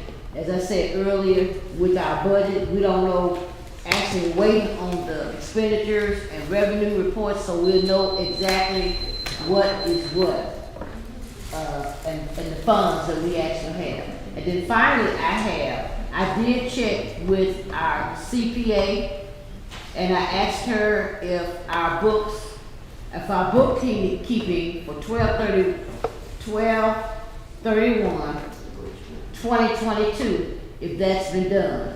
And she let me know, she said, I have not received any receipt update. I reached out to Amper, formerly a PNA, to get a status. We will let you know as soon as I hear back from them. So we're still working actually on 2022 information with our budget. And after 2022, as I said earlier, and had spoken with Mr. Bailey, he's working on the 2023 to be intertwined with the 2024 budget. So we do need that, so we can be accurate with our expenditures, and I'd rather see exactly where we are. I want to, one last thing, you're invited to the Christmas giveaway, the 10th annual Christmas giveaway with Santa, sponsored by yours truly. It's going to be at the Recreational Center, so everyone is invited to come. Although it's District A, but everyone is invited. Looking forward to it. Thank you so much. Councilman Irvin? I want to take this time to thank you all for coming tonight. It was a lot smoother running meeting. I think we got a lot off our chest, and I do appreciate everybody from the administration answering our questions. We appreciate, the information. I think we know a little bit better, the public knows a little bit better now where we now stand on finances. And I'll go ahead and tell you, I consider that the finance meeting for December because we're all busy right now. We will have another one in January, and it is open to the public. But in the meantime, I want to tell you about some things, what happened about the no motion, the violated the charter. So we're going to have to go back to the square one. The council secretary falls under city council, and only the city council, we can hire and fire her. Well, we only tell her what to do. So we can make recommendations, the administration can make recommendations, but no. That's why I done the no motion, and why I was ready to do a no vote on that. So you'll understand, and if you ever question me, you'll always understand where we're at. I received 80 phone calls since Friday. The 2 resolutions was put on the agenda after the agenda cutoff, which was Thursday at noon. So I'm just saying, telling y'all, for full transparency, those 80 people, 4 of them were here tonight. The other 76, they said, oh, I'm not coming to that. That's going to be a ruckus. So we do need to work to, both the public and us, need to work to calm down the meetings. It's okay to express your opinion. I think we had that discussion the other day. Mr. Smith, it's okay to express your opinion, but let's be respectful to each other while we're up here, including the administration. So I just want, be honest with you, I want the answers, and I just want a budget every month. Otherwise, I stay out of everybody's way. I don't get in nobody's way, hands. Police, fire department, I love them all. And I don't want them to see them go anywhere. I happen to know the fire department has an extra responsibility in case someone overdoses or something and has to take care of that responsibility. It's beyond the fire department. And while I'm on the subject of the fire department, make sure you keep your heaters away from curtains and stuff too. Coming up, and make sure you got smoke detectors. Because even if y'all don't like me, or you may agree or disagree with me, I still love God. God does. Remember that. So if you drop dead today, you can kind of understand. Don't ever drop dead having a heart attack. I've seen that happen now. We've seen these stories happen where you get plumb violent and stuff like that. And just like there's a guy overseas running his mouth about, something going on with Israel. He died. It's a news story right now. So anyway, I want to thank y'all very much, and I appreciate y'all's comment and concerns, but we each one make our own decisions up here. And I've done some reading, I've done my listening to my constituents. When 80 people called within a 3-day time span, that's amazing. I couldn't even get no sleep. They were even trying to call me in church. So thank y'all very much. Merry Christmas to everyone. Happy New Year too. Thank y'all for coming out tonight. Merry Christmas. We'll see you on January the 2nd. Next meeting adjourned.